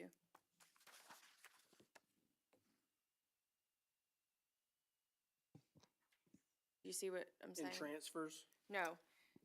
Yeah, in the transfers line. In the transfers for the cash carry forward, Right, but we adopted a much lower budget, so. yes, so when you're looking at your cash carry forward number from the adopted, that cash carry forward number, when it was calculated, was not, once we got into the new fiscal year and our financial audited, it was actually at a zero number. So to supplement for that cash carry forward number, that has to come from that reserves. So we were level. planning on last year not spending that money. We did spend it, so then. So then you have to amend the budget because it was already adopted at that time. And just to clarify, I don't think it was that, some of it was probably spending money that you weren't planning on spending because we got things done at the end of the year. Part of it was, goes back to those collection rates. Like right now on your ad valorem collection, we always talk about, 97%, 98% collection rate. We hold the 5% back statutorily, so you're at 95%. Right now today, you have not collected 95% of your ad valorem for this year. You're at 94%. That's correct. So even the 5% holdback that we talk about every year, which is supposed to be that buffer for collections, and we factor in the fact that we think we're gonna collect 96, 97 by the end of the year, that's how we factor that cash carry forward. So all those things come into play. Sure. But, But my concern is that while we have been able to absorb those things, that we wouldn't be able to have the luxury of absorbing it. So budgeting right up to or including any cash carry forward is risky going forward. I think MJ and I've talked, we're taking a very conservative approach on that. Yeah, but as a budget office, we're definitely keeping our eye on what those numbers look like, not just in this budget process, but as we end September, the beginning of October, and making sure that those numbers are continuing to match what was adopted. And if I'm correct, ad valorem was due April 1st, is that correct? There's Yes. discount prior to that, but Yeah. April 1st. So they're in arrears. We got a greater proportion in arrears today than we did in the past. Yep. And I do see an ad valorem collection coming in through about June, so there should be some more that comes in if it trends as it has in previous years. But after that, we'll be sitting on what that number does look like. Like Troy said, today we're sitting at 94% of what was projected. So maybe that's a reflection of the times. I mean, you know, the people, like the governor didn't just come up with this himself, right? And the legislature didn't just decide to pass this because they wanted to put a strain on local government. I think that there is, you know, there are a large amount of citizens that are struggling to pay their bills. And so if there's something that can, now if they have a mortgage, their taxes may be escrowed in their mortgage, but if they don't, you know, I get it. And I don't want that to be lost on, you know, yes, we have to set a budget, but I understand if we're starting to see people not pay their not pay their property tax bills than in the past, that is indicative, I would think. Yeah, that's a data point. Yeah.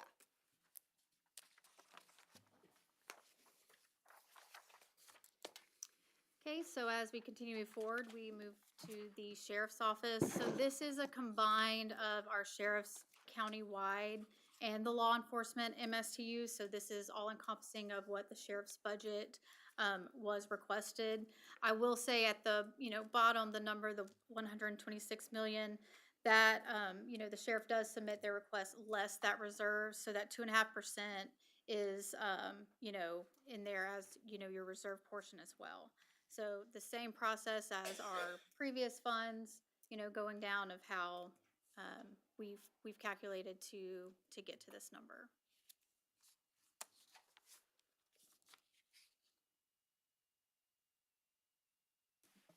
Okay. And then our next slide, and moving on, I'll turn it over to our sheriff's office here to go over next slide.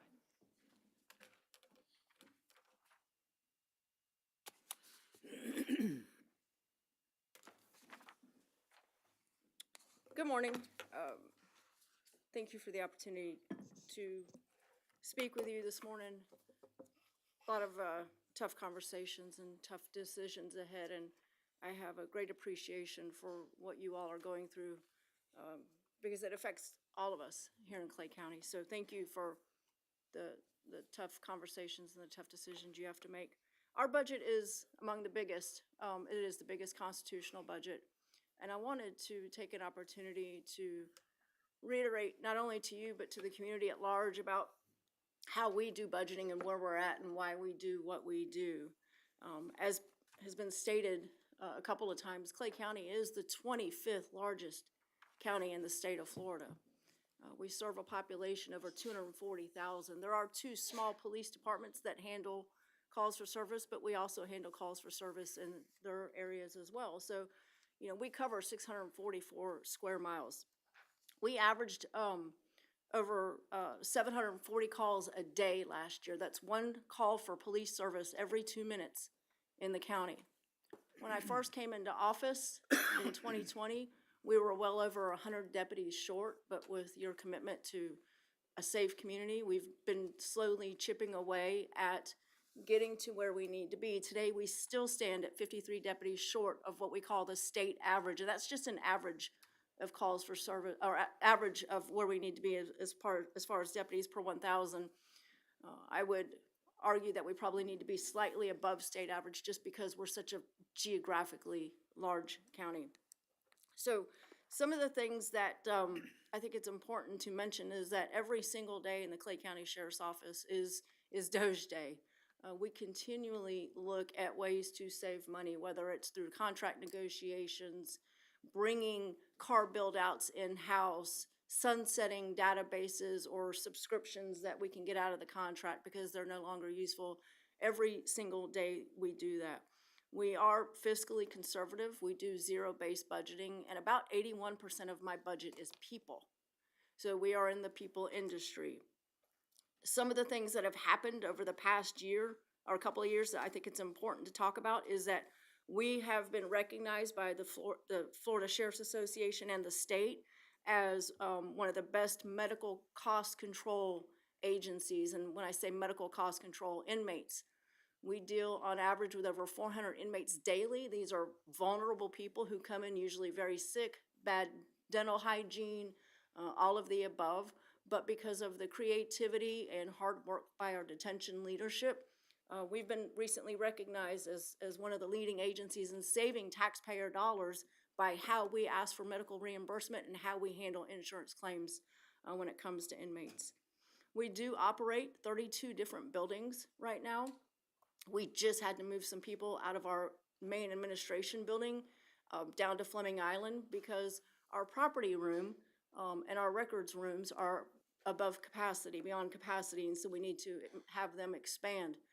Going back to some of the conversations that were held earlier about unfunded mandates and statutory requirements, if we have a piece of physical evidence from a crime scene, and most crime scenes have multiple pieces of evidence, we have laws that dictate how long we have to retain that piece of property. We can't just, even after the suspect has been convicted, we still have to maintain that property. So as the county continues to grow and as we continue to add calls for service and crimes can, continue, we have more property, and that's just an example. So we do operate 32 different facilities right now.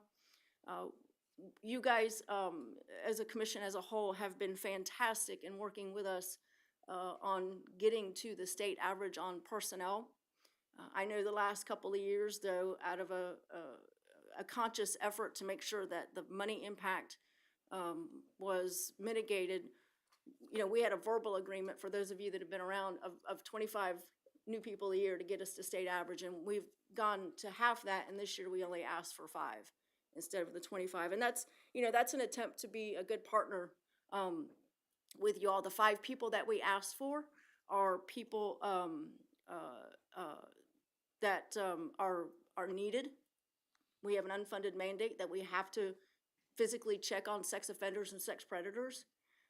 And our staffing, where it sits, we need more people to help do that. So that's an example of one of the requests. I mentioned earlier that personnel costs are about 81% of our total budget.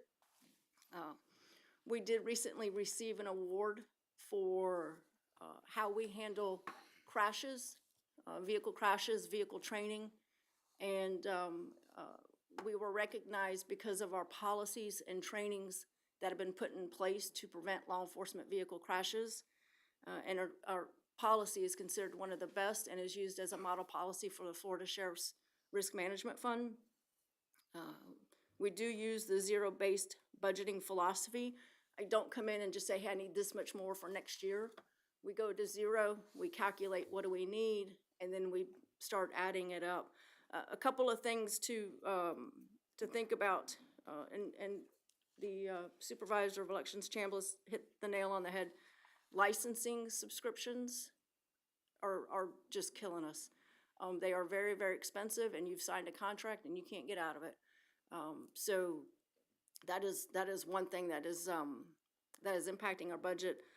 We also have Florida Model Jail Standards that we have to adhere to, and the CJIS, the Criminal Justice Information System standards that we have to adhere to. So all of our databases and all that, we have to have extra cybersecurity in place, and it doesn't get cheaper every year. They keep knocking us in the head and taking more money. One of the biggest obstacles that we face, and I did build in a 3% raise for my people, and I want to tell you why. The agencies around us, specifically the 2 agencies that we lose people to, are going to increase their starting pay. Jacksonville police officer starting pay is $73,000 next fiscal year. If you have experience, they will pay for that. So I can take a 3-year deputy here, they walk over to the Jacksonville Sheriff's Office, and day 1, they'll make $22,000 a year more. And that's if we increase the starting pay to $54,800. St. Johns County is also looking for an increase in starting pay. They're going to just over $66,000. And again, we're asking to go to $54,800. And I mention this because it's the first time this has ever happened. Nassau County, which is in our judicial circuit, is going to $61,000. So we would be behind Nassau County as well. That is the bulk of our increase in budget is going to be the personnel cost. In addition to the COLA, we have increase in insurance, increase in FRS, all of the health, all of the collateral that comes with that, as well as the increase in subscriptions, inmate costs, all of that is going up. You know, it is my goal to get to the state average of deputies or just slightly above it. Once we do that, that'll help response time, and it does go back to what the supervisor of elections said. What is the quality of life? If people are okay with a 20-minute response time, then, you know, let us know. Right now, response time is over 9 minutes, and I'd like to get that down to under 7. Anything I'm missing that you want to add? Well, you've got it covered. All right. Any questions for me? Yes, sir? Yeah, you ended on the very subject I want to address. You mentioned you're gonna hire 5 new deputies, and there's 11.5 million increase in personnel costs. And you mentioned 3% pay raise, you mentioned starting salary. What else is in that 11.5 million? Yeah, go ahead. I don't have my glasses on, Larry does. Yeah, so that number includes all costs. Obviously, that if that all went to the employees, we'd be able to fill that gap. And even with the raise, the pay differences that the sheriff mentioned, we're not closing that gap. It just keeps getting larger each year. But the other things that are included in that number is 5.7 to attempt to make sure that gap doesn't get any more. So that's actually the amount of raises I'm confused, gap in what? between our starting salary and the other agencies. Okay. So the pay gap. All right. So of the Yeah, 11 starting- million, Yeah. 5 million of that, almost 6 million of that is to address that Starting salary, starting salary and the 3% for all employees. so there's another 6 million in there. Yes, and we have that list right here. Okay. And again, that pay gap doesn't decrease. That's the gap for the starting salary. Right. Well, they all go up every year. Most of those other agencies have set plans. So we're not gaining anything in each of those additional years, like year 2, year 3, that gap usually continues to get even more. So we're gonna address that in this budget year, Well, Take a bite of it. light of it? Small bite of it. You know, here's the reality, and again, for those of you that have been around since I came into office in 2020, in 2018, late 2018, late 2019, and early 2020, 163 people walked out of the sheriff's office. 163. That was a third of the workforce walked out. And to lose those people, then go out and recruit, hire and train and equip those people, the cost was $12 million. So if we have a stream of people that start leaving, let's say to go to Jacksonville day one to make $22,000 a year more, that's a losing proposition because it costs us more to now to go out to recruit, hire, and train. When you get hired as a law enforcement officer in the state of Florida, there is a lot of cost to hiring. We have to do psychological exams, physical exams, mental health exams, a whole slew of things that we can't not do. It's legally required. So I know 2 things that I stick to in law enforcement, and it's probably in any industry: competitive pay and good work culture. We have a great work culture. We don't have people leaving yet for pay. But if we don't advocate for our personnel and tell them that we are willing to pay them and willing to take a small bite of that apple, then my concern is they walk out the door. Everybody in my agency knows that we will never be paid as much as St. Johns County or Duval County. We know that. We're not trying to get to that. But what we're trying to do is show them that we believe in the work that they do and that we appreciate them, and we're going to take a small bite of that apple as we can. So of the 11 million, 5.7 of that is the pay. 3.2 of that is the FRS employer contributions increase. You want to continue? I can't read that. If I may real quick. Yes. That was kind of FRS rates go up every year, but in either the very end of the session or one of the special sessions, they did a bill to retroactively increase FRS to support the COLAs for public safety. So that is an additional, we had an FRS planned, and then that happened at the very end. They added another 1.5%, 2% that would cost us. Another unfunded mandate. And on the FRS thing, and just for the knowledge of the board, and I know Chief and I have talked about it some, Jacksonville's moving to FRS. And I'm assuming that is true for for the sheriff's office too in Yes. Jacksonville. Yes. So that will have an impact, because that was always a barrier of people leaving the counties and going to Jacksonville, is they didn't want to change retirement. Well, now they don't have to change retirement. They would be able to go to Jacksonville and keep on moving through FRS. So that's gonna have an impact on us also. Sheriff, you may not know this percentage.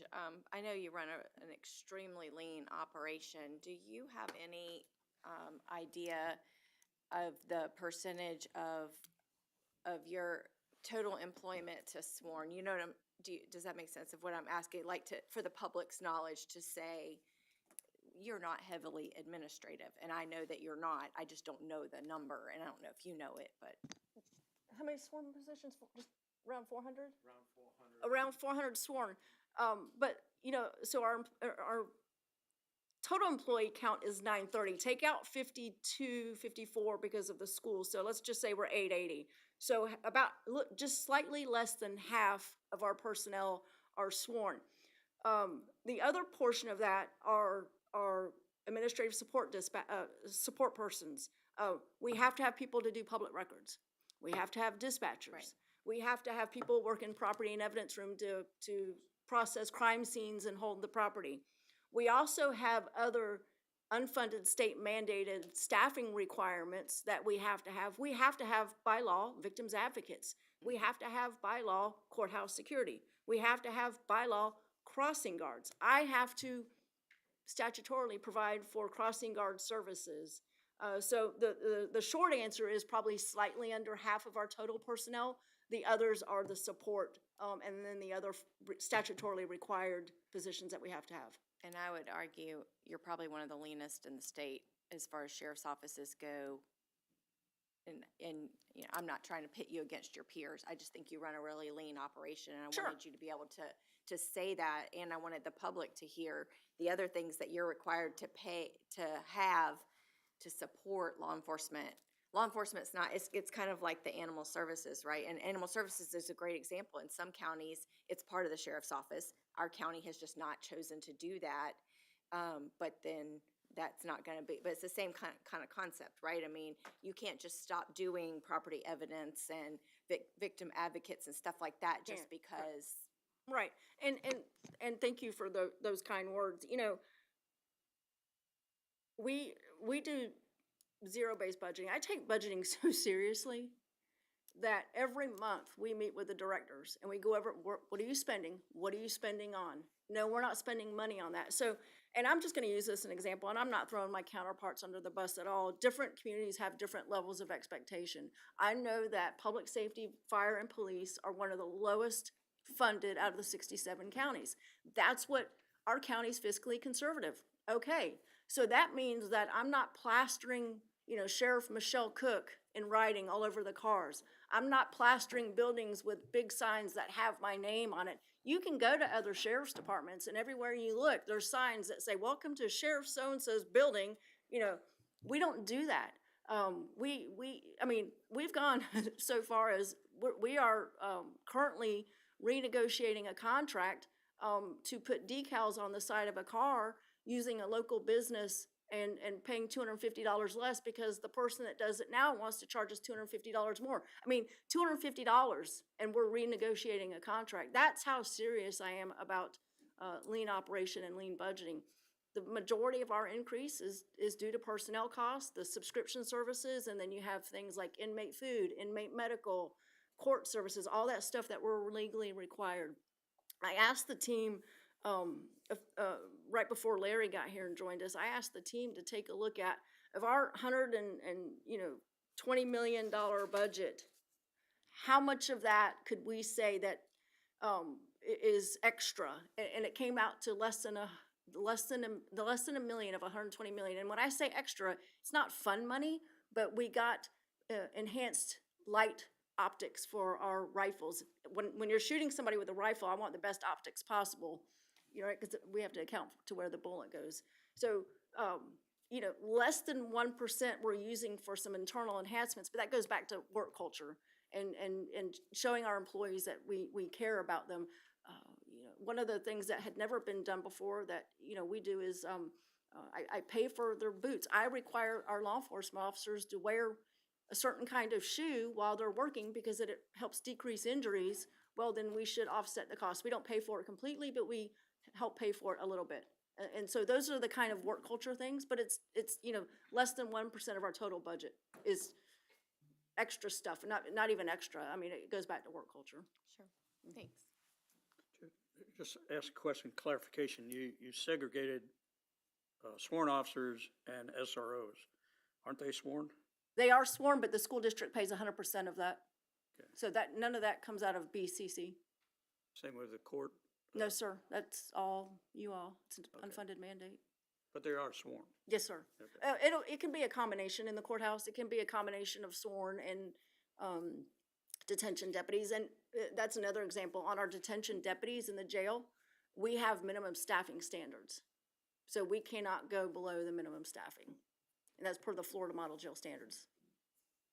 Follow up on Commissioner Renninger's question, though. So if I'm not mistaken, the school deputies are paid out of the extra mill the school board assesses? Correct. And I know that's up for re-election this year? Mhm.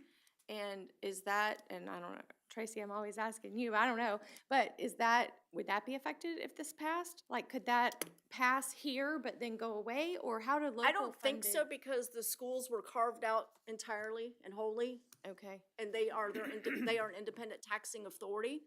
So I would argue that if, as long as the community passes that bill, that would be fine. Now, the question is, if the community votes that down, what's the, you know, then we, especially if the, you know, current tax proposal goes through, I can't afford to absorb 54 people Sure. with my budget. sure. But just a note, that referendum included teacher pay too. So I don't know whether that's causes the security portion to be at risk of that one per. I don't think so. We do zero-based budgeting with the schools, and we give them our budget, and and I don't want to speak for Mr. Brodsky, but as I understand it, the remaining portion would be used for the teacher pay. And one other comment or question I have is, you mentioned absorbed, you can't afford. What nobody's spoken to, and I want to ask this question later, but we have municipalities at risk. And we have 2 police departments, I think, that are at risk. And the comment is, well, the counties can pick that up. Can they? We would be required to. But can you afford to do that? We would be required to. You know, I've been in law enforcement for 36 years now. And at the end of the day, you can count on your policemen and firemen to do the right thing. You can. When crisis hits, when bad things happen, it's the policemen and firemen that step forward and make it right. And I think as a community and as a commission, investing in your policemen and firemen is, you know, it's beyond safety. It's foundational. And public safety is the foundation of local government. But it might take them longer to get there. Oh, absolutely, it will. I mean, you know, if I have to cut personnel because there's not money, and going back to, there was no carve out for law enforcement, the money's not there, the money's not there. You can't squeeze blood out of a turnip, right? So if we end up having to cut law enforcement personnel, which is, you know, a potential, I'm not a Chicken Little person. I'm a prepare for the worst and pray for the best person. But if we end up not being able to hire people to continue to keep up with the growth, or if we end up not filling vacancies as people leave, the citizens can expect a longer response time. So the question to citizens is, what level is acceptable to you? I'll work with what I have, but do you want a 20-minute response time to your 911 call, or do you want an 8-minute response time to your 911 call? The unfortunate thing for you, Sheriff, is that this is statewide, right? So it's not just like, it's not every county's voters passing this on themselves, which is what the school safety and security mill is. So this is the example of where Clay County, being the second most percentage affected county in the state, is, I was having a conversation with Clerk Green yesterday, and I said, unfortunately, if this passes, in my opinion, despite everything the BCC would do, it's not a reflection of what we want to do. The sheriff's office could end up being, I don't say a loser in that. Oh, absolutely. But it would be, there's less money to then go forward to support the agency that we've had the ability to do the past 4 years. And that makes me sad. If you're part of the county, you're gonna lose. Yeah, but I'm saying as far as percentage wise, because Clay is so low on that taxing and because we stand to be one of the largest percentages, we won't be able to keep doing what we've been doing, and Correct. that's unfortunate. Correct. In my opinion. Yeah, I mean, I think we all would agree, and Tracy Drake hit the nail on the head. None of us like taxes. None of us like property taxes. I don't like property taxes. Do I think that there should be property tax reform? Absolutely. What concerns me right now is other people around the state are gonna vote on what's gonna happen in Clay County. That's my point. And, you know, my job is to educate the community because, you know, 2 years from now, when somebody calls 911 and it takes 20 minutes for a deputy to get there, I want people to know that that's a possibility. Like that is, and again, I'm not a Chicken Little person. I don't think you guys have ever heard me come up here and say, oh my God, it's so terrible. You know, that's just not how I operate. I'm pretty level in my responses to things, but this potentially is going to be catastrophic to our county in so many ways. And all I would say is I encourage people, people on social media are not tax experts. So, you know, what I would encourage people to do is reach out to Tracy Drake. Sorry, Tracy. Can I get your phone number? Yeah. Listen to the experts on the impact. Listen to the experts and then make a conscious decision on which way you want to move forward as an individual and as a community. I mean, that's what makes our country so great, though. At least we get to choose.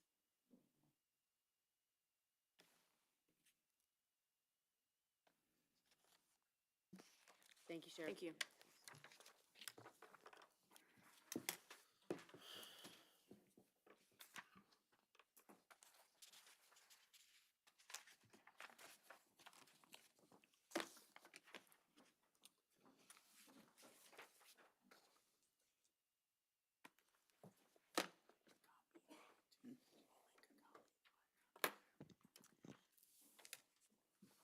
All right, so now that we've covered each of our funds that are affected by ad valorem, this is an overview of what those transfers are going to look like from a total perspective. So from your general fund, in order to supplement each fund, we're looking at about $35.5 million.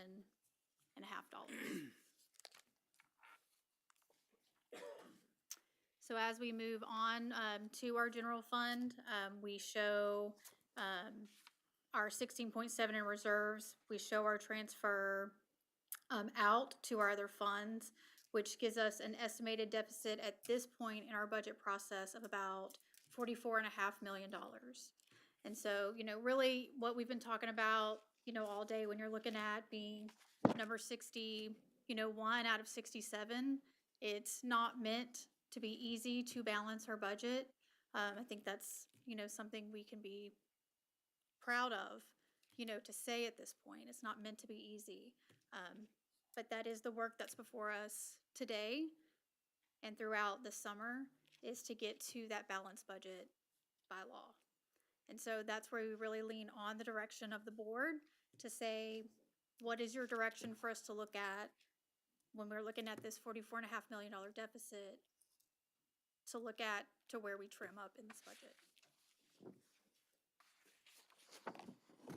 Madam Chair, may I ask? Go ahead. So Troy, I know, and Tracy, I know you don't know where rollback would come in, but if we have an estimated $44.5 million deficit, if we had to go to rollback based on past years, how much more would that be?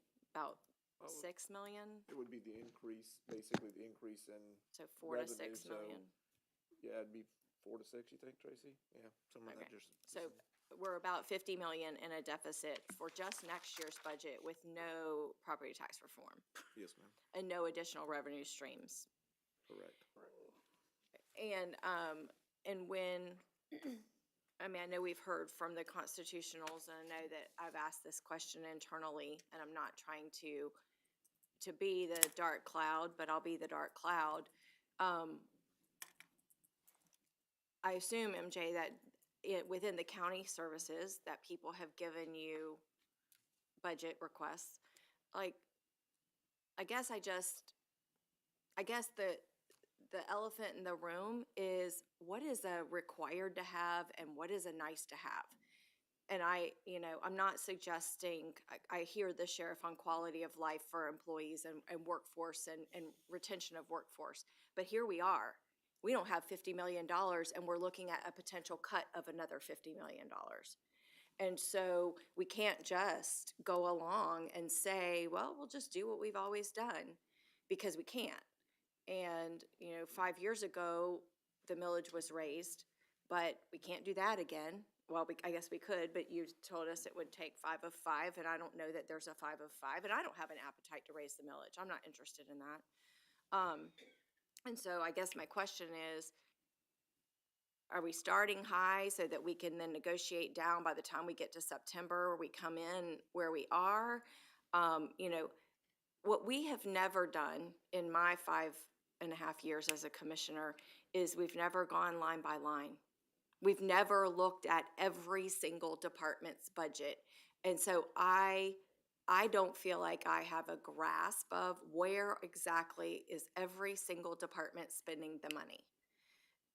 And that's a lot of work and a lot of time, and we have 5 commissioners who have other jobs, and I get that.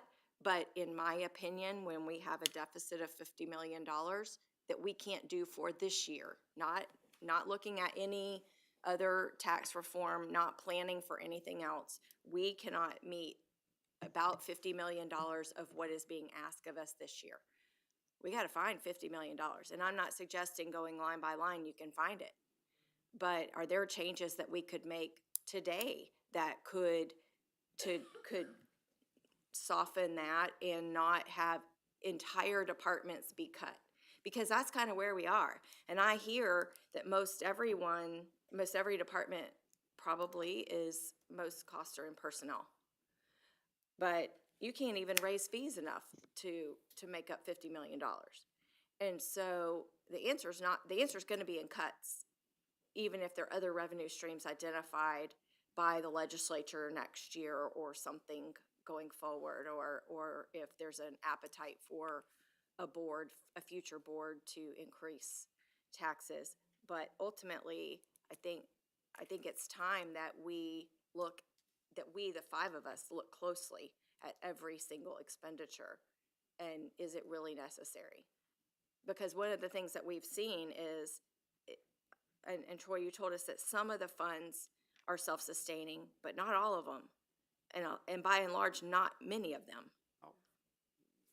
I'll give you, some other examples, and I know this one's sensitive, so I apologize, but, the Blue Jay MSTU out there, that one every year, Eric has to kind of start scaling back services, or we have to put more money out of Public Works to support it, because that district, that taxing unit, doesn't generate enough revenue. And I know there's a plan of how that looks like in the future. And I think part of this leads into what the next couple of slides. But before we get to the next couple of slides, I do think MJ and the county manager and I myself met yesterday even of, hey, we got some vehicles on order. Do we start, to your point, do we stop ordering certain vehicles? Do we cancel those orders now and save a couple $100,000? I know it doesn't sound like a lot in 55 million, or 45 million, but it's a start. The county manager has made some personnel decisions, which I'll let him talk to those, of how we're filling positions right now. And again, those are savings today that can lead to savings to, let us have more money to carry forward, which will help that. Refer to you, sir. Madam Chair, if I may, last time we had the budget workshop back in February, we're holding 16 positions. Now I'm holding up to 35 positions, of which we have not fulfilled. So that's putting a strain on the entire organization, I can tell you that. And the only way we would move forward, from about a couple days ago or last week, would be you have to really justify what that position is to fill it. So I'm doing that in order to lessen this impact as we go into the next fiscal year. So that's where we're standing on saving money, and at every turn, we're trying to save money from every aspect. But we will definitely come back. We usually provide the POCOs, right? When we come back, we will go line by line and explain each department that way. And we have the POCOs that you see are a rolled up version. We do have a line item version that breaks down every single line item that we're more than happy to provide out of the budget office. Or if it's after July, if you want to do another workshop, then, or that July workshop, it's really at the pleasure of the board. But I think the July workshop, based on what the conversations today are, MJ and I have a few things that we're talking about to do, and then hopefully, it may be that you move some of your expenses for capital into the capital expenses. I know we try to hold CIP for actually building this stuff, but you can, the administration of those buildings can be paid out of CIP. We don't do that currently, but you can, the administration of building the building is what I'm saying. So there's things like that we can do. They're not going to be big dollar changes, but to your point, we're at the point of every dollar matters. I'll turn it back to MJ. Yeah, just, with a budget deficit like this, unless you have an amputation, you need 1,000 different cuts is what you need. So, and it's your job, our job, their job, everyone's job to find those 1,000 areas. The pay increase is one that I've looked at. PSAPs is another one I'm looking at. We have a plan to economize there, but the can's being kicked down the road, and I need to understand why we can't do that. We have 4 different PSAPs in the county with duplication of efforts, and we know it, and we just aren't acting on it. And so maybe now's the time to get that can in front of us and kick it out of the park type thing. So, and there's a lot of different other little things that Troy sees, LJ sees, and everybody sees that we just need to do. In lieu of that, you have an amputation of some sort. The other thing, where we're at here, we have to assess what is required to have and need and like to have. We need to have by statute. Do we need to have parks? Do we need to have libraries? Do we need to have senior centers? We need to look at all that stuff. And do we need 6? Do we need 1? I don't know. So it's 1,000 different cuts we got to look at to make up $45 million. So, Madam Chair. Commissioner Condon, your comments made me think of, I guess, totally looking at this in a different light, which is it's kind of making a little bit more sense when I look at it through this lens. So instead of looking at it as cutting 45 million in asks, when I thought of it as looking at the 26 amended budget, which was 169 million, and only adding the 4% increase, that gets you, that gives you 6.7 million. So it's almost like, I think for me, it's almost like instead of looking at this whole laundry list of potential adds, look at it as the inverse of you only have 4% to work with. So where do we want to spend that 4% on top of what we already funded this past year? Which I get it. That's $45 million worth of difference. But I think when you look at it that way, you're not trying to amputate things. You're only trying to supplement what you already have, if that makes sense. And through the chair, if I may, in other years, I would agree with that. In other years, you've had projects, to your point, that we've added on to the budget. Mm-hmm. There are no add-on projects this year. So when you're talking about, and I'm gonna use the fire department, please, when you have a negotiated contract with a 5 or 6% salary increase and you're only getting 4%, that means when it goes up 6%, and then the state of Florida comes on and adds on another percentage, and then healthcare adds another percentage, you were here, and I get your point about the 4%, but really, you've already started at a negative to start the year without adding any projects. So in most years where we've come with a list of projects that you guys can vote on to say, no, no, no, this year, there's not that list of projects. Correct, no, and, Yeah. and I agree with that. I just still think when you look at it as the sir. inverse, that other stuff's superfluous. Right. I mean, it's like, look at the numbers, folks, it's a pipe dream. Yeah. I mean, like, it's not gonna happen. We're gonna have to cut things on top of only looking at 4%. Yes, sir. That's right, yeah. Yeah, I just want to make sure that there was no misconception that in this budget, there are a bunch of vehicles or other things that in years past, we've been able to say easily, oh yeah, let's reduce $2.5 million of county vehicles. I can pretty much assure you, MJ, I'm gonna ask you, there's like no vehicles added to this budget, correct? That's correct. Other than capital public safety related vehicles, but there's no replacing a vehicle in this budget right now, the way it sits. So,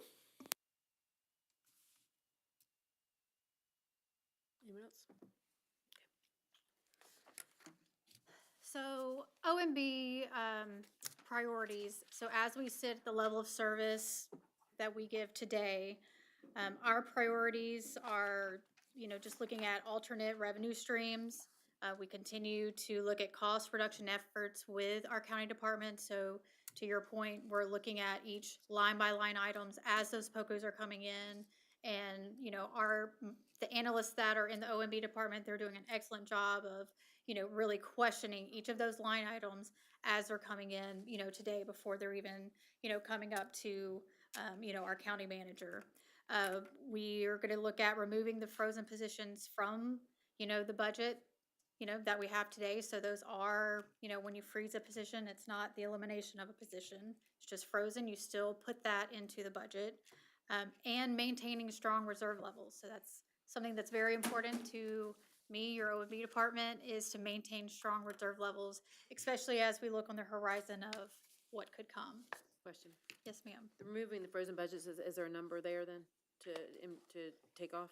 I would defer to. I mean, Madam Chair, the standard has been 100,000 per employee, so the 35 positions, 3.5 million. And that is very round numbers. I don't have that exact To number. take off the 45? Yes, ma'am. Basically, the bottom line that, but. And they they'll- don't make 100,000, that's the total cost. of the Correct, employee. yes, ma'am. Just to clarify publicly, yes, there are added costs with regards to healthcare benefits and things like that that apply to each position. And I'm very much streamlined when I'm telling you that that's the amount. But again, we'll come back in July, and we'll give you that exact number. We'll be able to tell you what that is. And then because we're doing this and these are best practices and habits for success, we should have some other money. It's not gonna be tens of millions of dollars, but it'll be some other money that we've saved because we haven't filled it for X number of months during this current year. So we'll come back with all those numbers and explain that on the personnel side. To our knowledge, is any future legislation going to tie our hands about alternate revenue streams? I don't think we've seen anything to this point, but But this may be a good point, Madam Chair, if I may. So, right now, there is not. However, there'll be the next session will come. What we've been told at the county manager level at the last phone call was, if the vote does go through in November, then there'll be another special session between November and the end of the year to identify the phase-in of what the electorate has voted on, if that makes sense. So that's what's called a phase 2 of what is going to happen. We don't know what that is. We have no idea. But it could, Commissioner Reniger, tie our hands in some way when it comes to particular required fundings.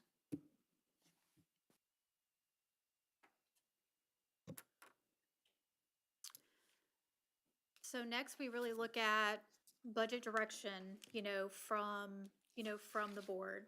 So we want to continue to have, healthy and good discussions and good workshops. And so that really comes from the direction of the board and what you would have your staff, do. And so what, I would, propose is here on the slide. This doesn't mean these are the only type of recommendations or directions that we can take. It's just a, starting point from today. But you know, is it really maintaining the current level of service that we have today? So when we're looking at that deficit of the $45.5 million, if it's trying to maintain the level of service we have today, that's really where we go into mode of aggressively looking at alternate revenue streams so that we can maintain that level of service. If it's realigning, you know, services and expectations, then we start looking at what are the services that you want us to look at? What is that list that you want us to look at? We can say, here are the services that the county provides today. Here's that value and that number that is the budget. And then you as the board can take a look at those things and, you know, that gives us that healthy conversation to say, this is the list we're gonna bring you in July, or if we need a different workshop from that point. And then, of course, is it, you know, maintaining those strong reserve levels? So do we wanna talk about where our reserves are hitting today? Should they be higher? Should they be lower?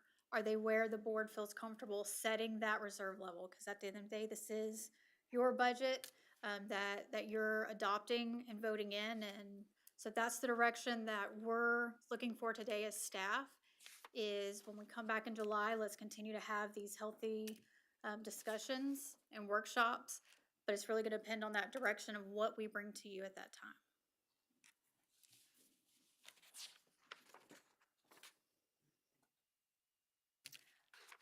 From there, just some OMB initiatives that we're working forward in our department is we're gonna work towards some 5-year budgeting. So instead of this 1 year, year over year, looking at a 5-year horizon in budgeting, knowing that those will change, but at least we can have that outlook moving forward. We're looking at our environmental services department, the building department, our 911 fund, and the Challenger MSTU. So those are all things that you'll see coming before you in the future as we continue to do some analysis. What concerning Challenger MSTU? In all of these, you know, it's, you know, all of these are self-funded funds. And we can't look at every one in 1 year, but in talking to MJ and with her bringing a fresh look at this, it's important for us to project out what do those look like to give you as the board the best information possible. Through MJ's leadership, we've just completed one for environmental services. We've worked with environmental services team. We worked with the commission auditor. We've reviewed this to say, hey, what does environmental services look like for the next 5 years? And we'll bring that to the board in the near future as part of these budget discussions. We want to do the same thing with all those. Challenger MSTU, you're collecting 3 mills right now. Everything at Challenger has been paid off except for how much money do you guys want to hold back in case we have to pay that grant back? And then what's the plan for the money as it sits there? I mean, you're generating tax revenue in Challenger. What's the direction of the board? So we need to provide you with an estimate of what does this look like? We need to talk to Eric about what do repairs look like on Challenger. It's a county road, or Atlantis Drive. It's a county road, but that MSTU is supposed to fund expanding it. So then we talk to Richard about what does engineering look like? So we can bring a plan to the board so you guys can say, yep, this is the plan, or no, it's not the plan, and how do you want to do something differently? Challenger MSTU has a time certain end date? I don't know if it does or not.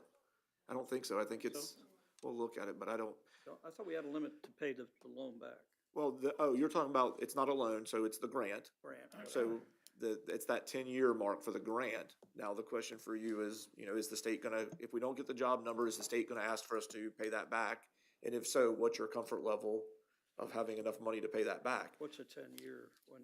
It's, what, 6 more years, 5 more years from now, roughly? 5 more years? Huh? We're on year 3, yeah. Do we know how many were short? A lot. Like the entire thing, Yeah, I mean. minus the 2 people that work at the apartment complex. Yeah, I mean, it was supposed to be 700 and something jobs, and Niagara's generating 100 and something, so you're significantly short. So, but to have a plan, right now, we're doing it year by year. Same thing, the 911 fund, I mean, you alluded to it earlier, you know, the PSAPs. We need to look at how the PSAPs are funded, and do we need 4 PSAPs? That's part of the 911 fund and the healthiness of the 911 fund, as an example. And there's more, but these are the 4 that we picked out to start with. Okay. For the knowledge of the public, I wrote down a note, but, would y'all please, define POCO and PSAP for the public? So PSAP is Public Service Answering Point, so that it's where the 911 phone call is taken. Currently, we have one in Sheriff, Fire, one in the Green Cove Springs, and one in Orange Park. Yes, ma'am, I wrote the same thing down. And then POCO is your budget sheet, so that's your personnel, operating, capital, and other. It's your expenses. So yes, ma'am, sorry about that. No? Yep, and then from here, we're just at future workshops and discussions. So the next future workshop that we have is July 23rd at 9 a.m. here in the boardroom. And so pending any discussion, direction from here, that is all that I have to bring you today. Madam Chair. Go ahead. I alluded to it earlier, but Tracy, we have 4 municipalities, and we're cycling through the impact. What conversations have you had with the other 4 municipalities? Because my understanding is they're part of Clay County, and if they can't stand on their own 2 legs, we're gonna have to prop them up with a 3rd leg, so. I've had no conversation with them. That's what I'm afraid you were gonna say. I know the number one municipality affected in the entire state of Florida is City of Keystone Heights. I would have thought Penny Farms, no? It's not even on the top 5. Really? Mm-mm. How much of Penny Farms is homesteaded versus commercial or non-residential? Well, it's the PRCI is 95% of it, maybe 96, 7% of it. City of Keystone Heights is 52%, would be 52% of their budget would be cut. And they had their city council meeting last Monday night, and their city manager said, basically, if it's fun, we can't do it. So 4th of July, I mean, and that's a big deal in the little city, you know, is 4th of July, the Christmas parade. They maintain the cemetery, and they maintain some parks and some roads. I think that's the surface of their problem. Here's the sad thing too is, you know, and granted, I agree with the sheriff. I'm for property tax reform. I pay a ton too, so I'll keep my personal views out of this. But the interesting thing is that the city manager told me he has city council meeting minutes from 1925. Now, was it what it, like it's evolved, right? So there used to be a time when the city of Keystone Heights had their own police force. Yeah. And they don't now. So we all evolve and you know, we also don't want anarchy.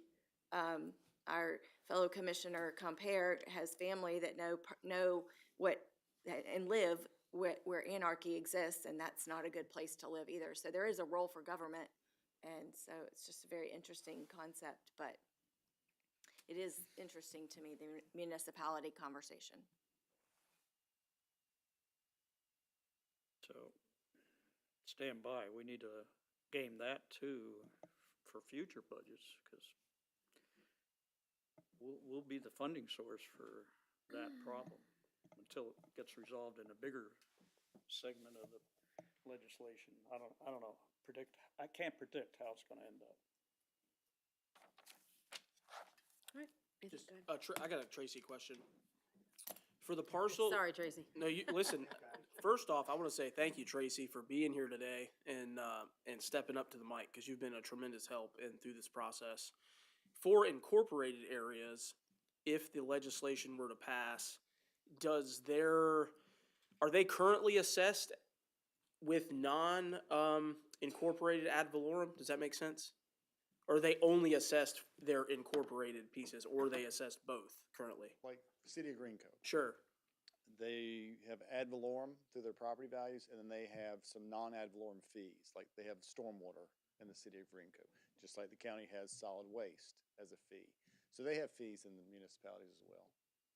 But I guess my question is, the assumption is, if the legislation were to pass, does it knock out both, I guess? Does that make sense?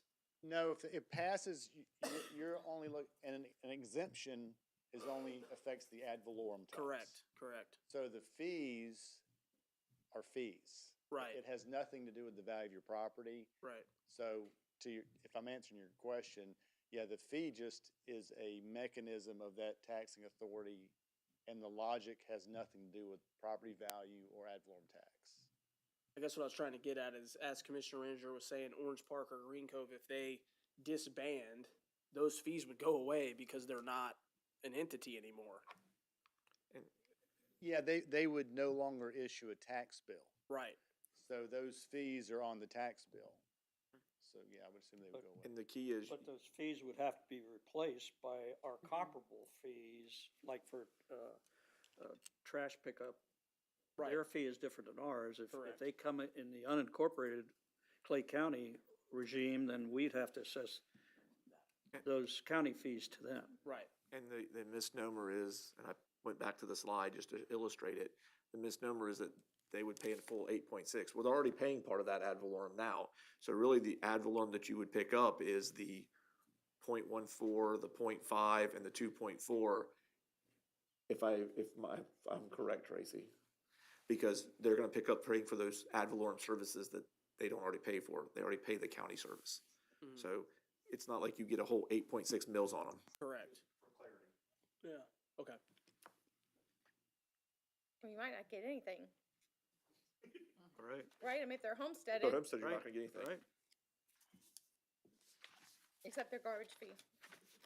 We just pick up a bigger requirement with no funding. The Sure. county would. Sure.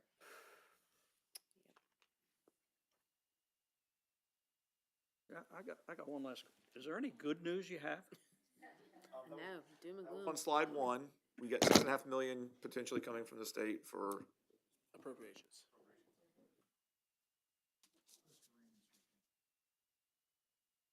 Unbelievable. All right, any other discussion, questions? All right. Commissioner comments? Start. Yeah, I can start. I've said most of, but we need to look at everything. Everything needs to make sense, or else it's nonsense. So we need to look at every little piece, whether it be, and requirements. What are the actual requirements? Because we're gonna have to cut some of the nice-to-do things, you know. You look at gun ranges, you look at parks, you look at just things like that. Maybe on the cutting block, out of libraries. It's a monumental task, not enjoyable either.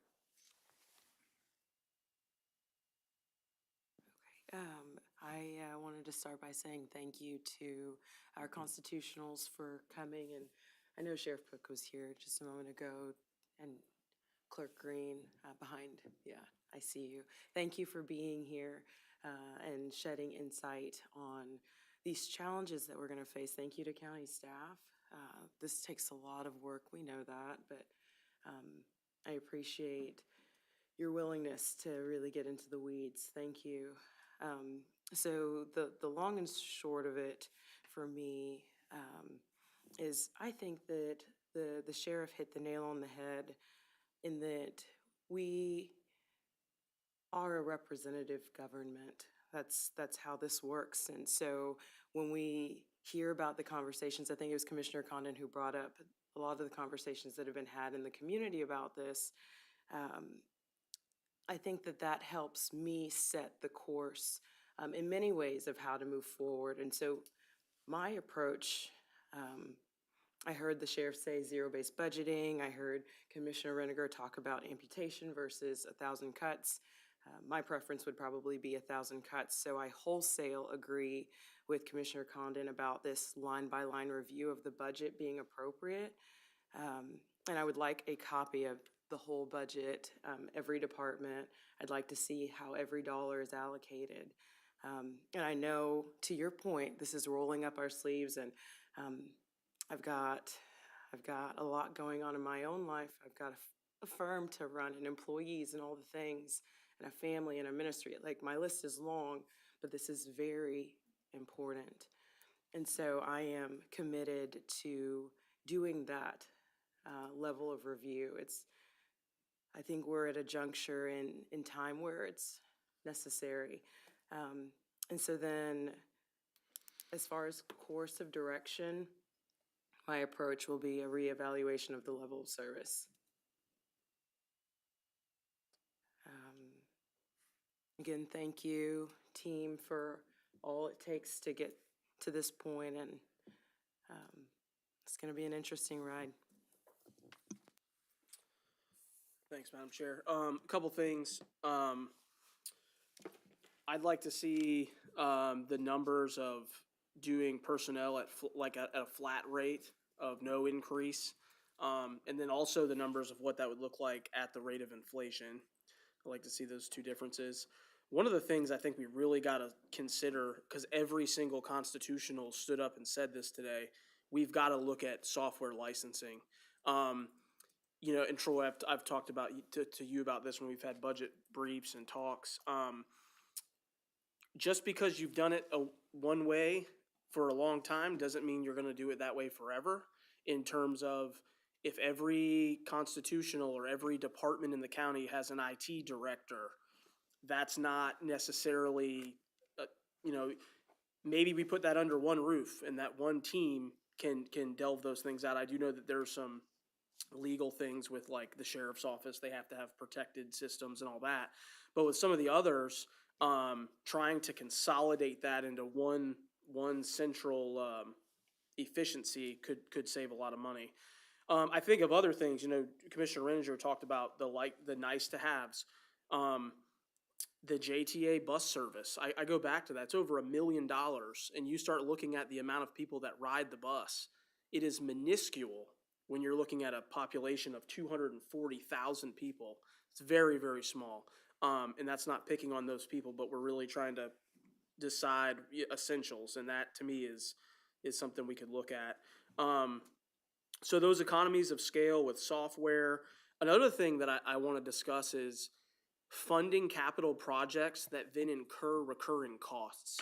So if we have capital projects that we build something and then it's going to in turn cost us more money, I'm not in favor of that anymore.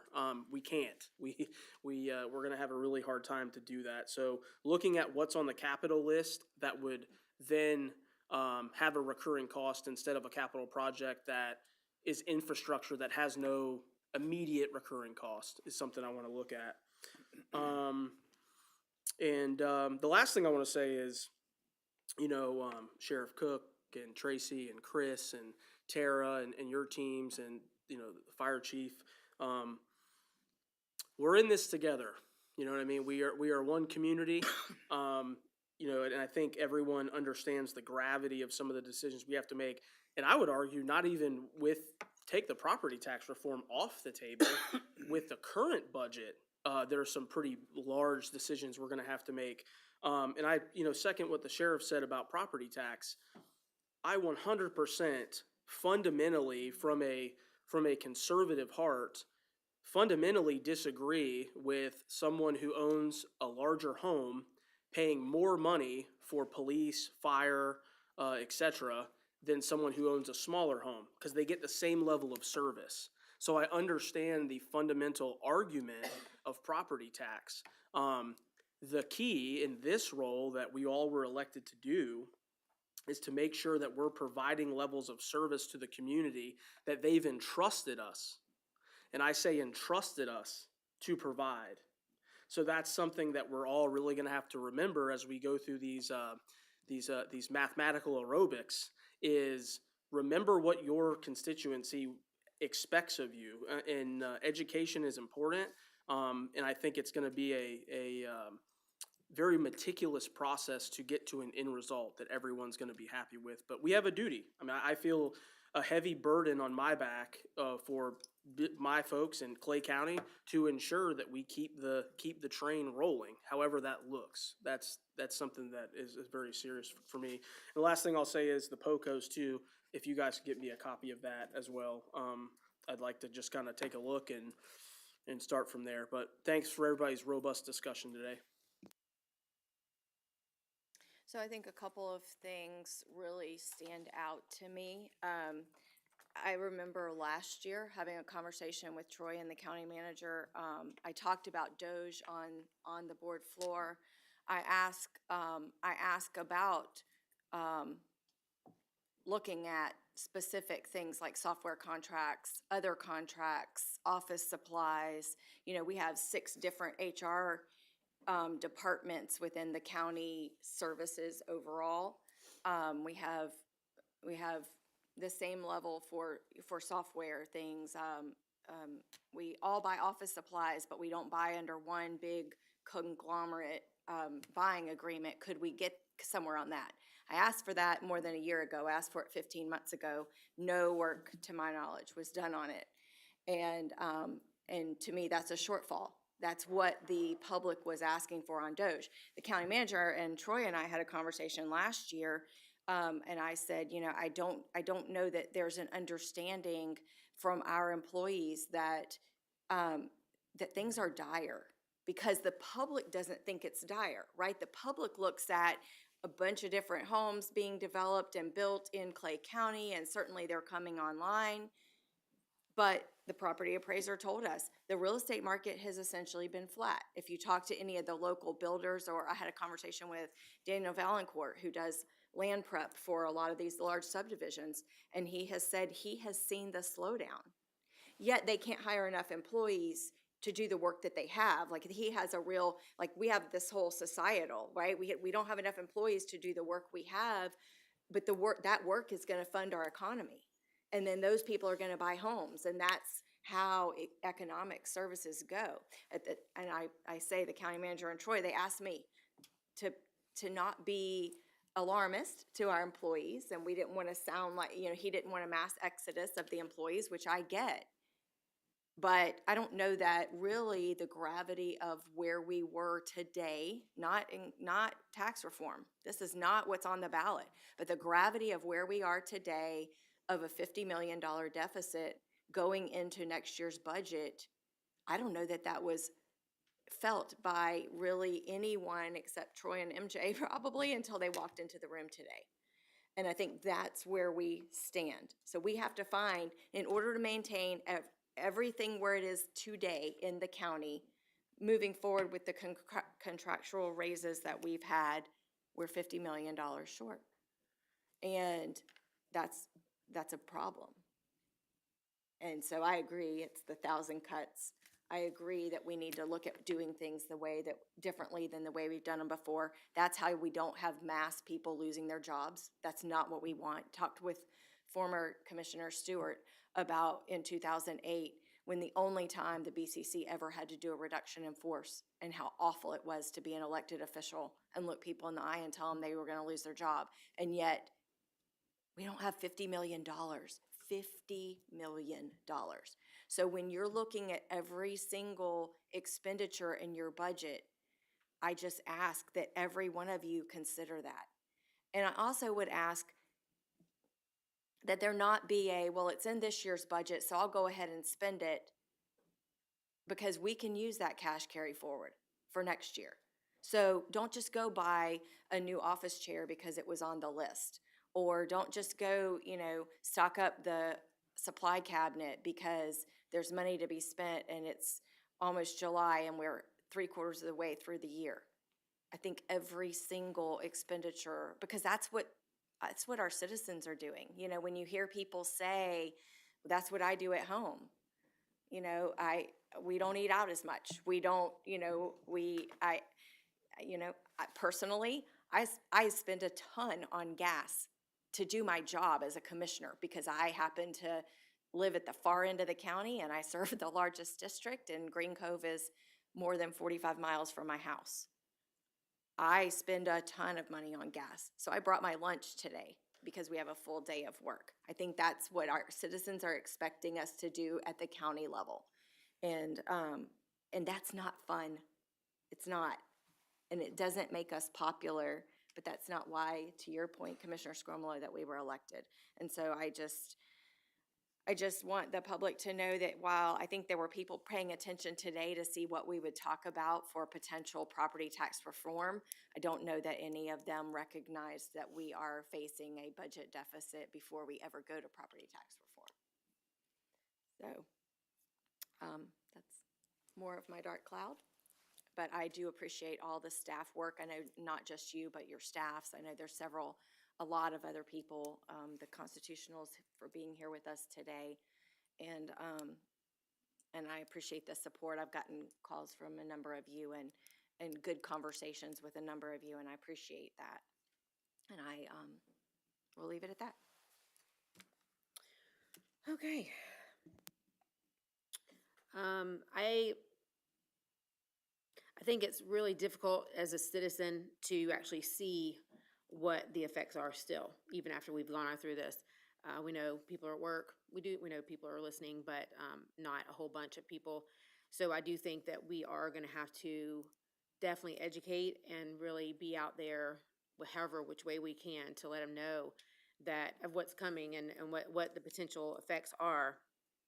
There's so much that we take for granted, and I know Chris Chambliss talked about just things that we don't even think about, our early voting sites. I mean, not having to wait in a long line to vote on the just a regular voting day.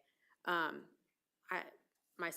never would have even thought about that, and I'm sure that most citizens would say that we just have grown accustomed to it. We're so used to that convenience, and so that's when you're thinking about things like that. Just that's our quality of life, just like you said, and why it's so special and wonderful to live here in our county. And of course, we don't want any of that to go away, but we are definitely faced with that. Just talking about the software licensing, I have that in my office, and been able to see through the last 25 years with my business that all those changes, and that we go and analyze cost and compare regularly. Unfortunately, usually what we have found is to take it to go and change to a different one. The cost to do that is so extreme that we have to say, okay, we're stuck with what we have. And so, and of course they go up regularly every single year on the cost. And we have to have it. I mean, we can't, I don't have an IT department. I have to totally depend on them to, make sure my office is functioning, that we're doing the right things there. It's a tough pill to swallow to me, to know that the voters in our state are gonna make a decision that's gonna affect our county in such a big way, and that those other counties, there's so many counties that it's not going to affect, but yet they get to make that vote. And that's very scary thing to me to think about. We have to be safe. Those are things that we cannot skimp on. $22,000 a year more to go to work in Duval County for the sheriff's office. That is at $10,000 to go to Nassau. We can't allow that. We can't allow the 163 to leave again. So that's just, it makes me want to cry right here. It's our job to educate the citizens, and so I'm going to be doing my part. I think as a whole, I can say as our commission, we're going to be trying to do the right thing. That's what I try to stand for in my life, doing the right thing, and I feel like we do try to do that here. I do promise that we are a team. We have all said as a team that we're going to do whatever we possibly can, and so I thank y'all again for being here, and everything that you've already done to contribute. Because we are an amazing team. We are an amazing county to live in, and I just hope and pray that we can do whatever it takes to make it stay that way. And so I can guarantee that I will be doing my work, and it sounds like everyone else is saying the same thing, and we'll just do the best we can. And that's all we can do in anything in life. So if there's nothing else for the good of the order, we will adjourn.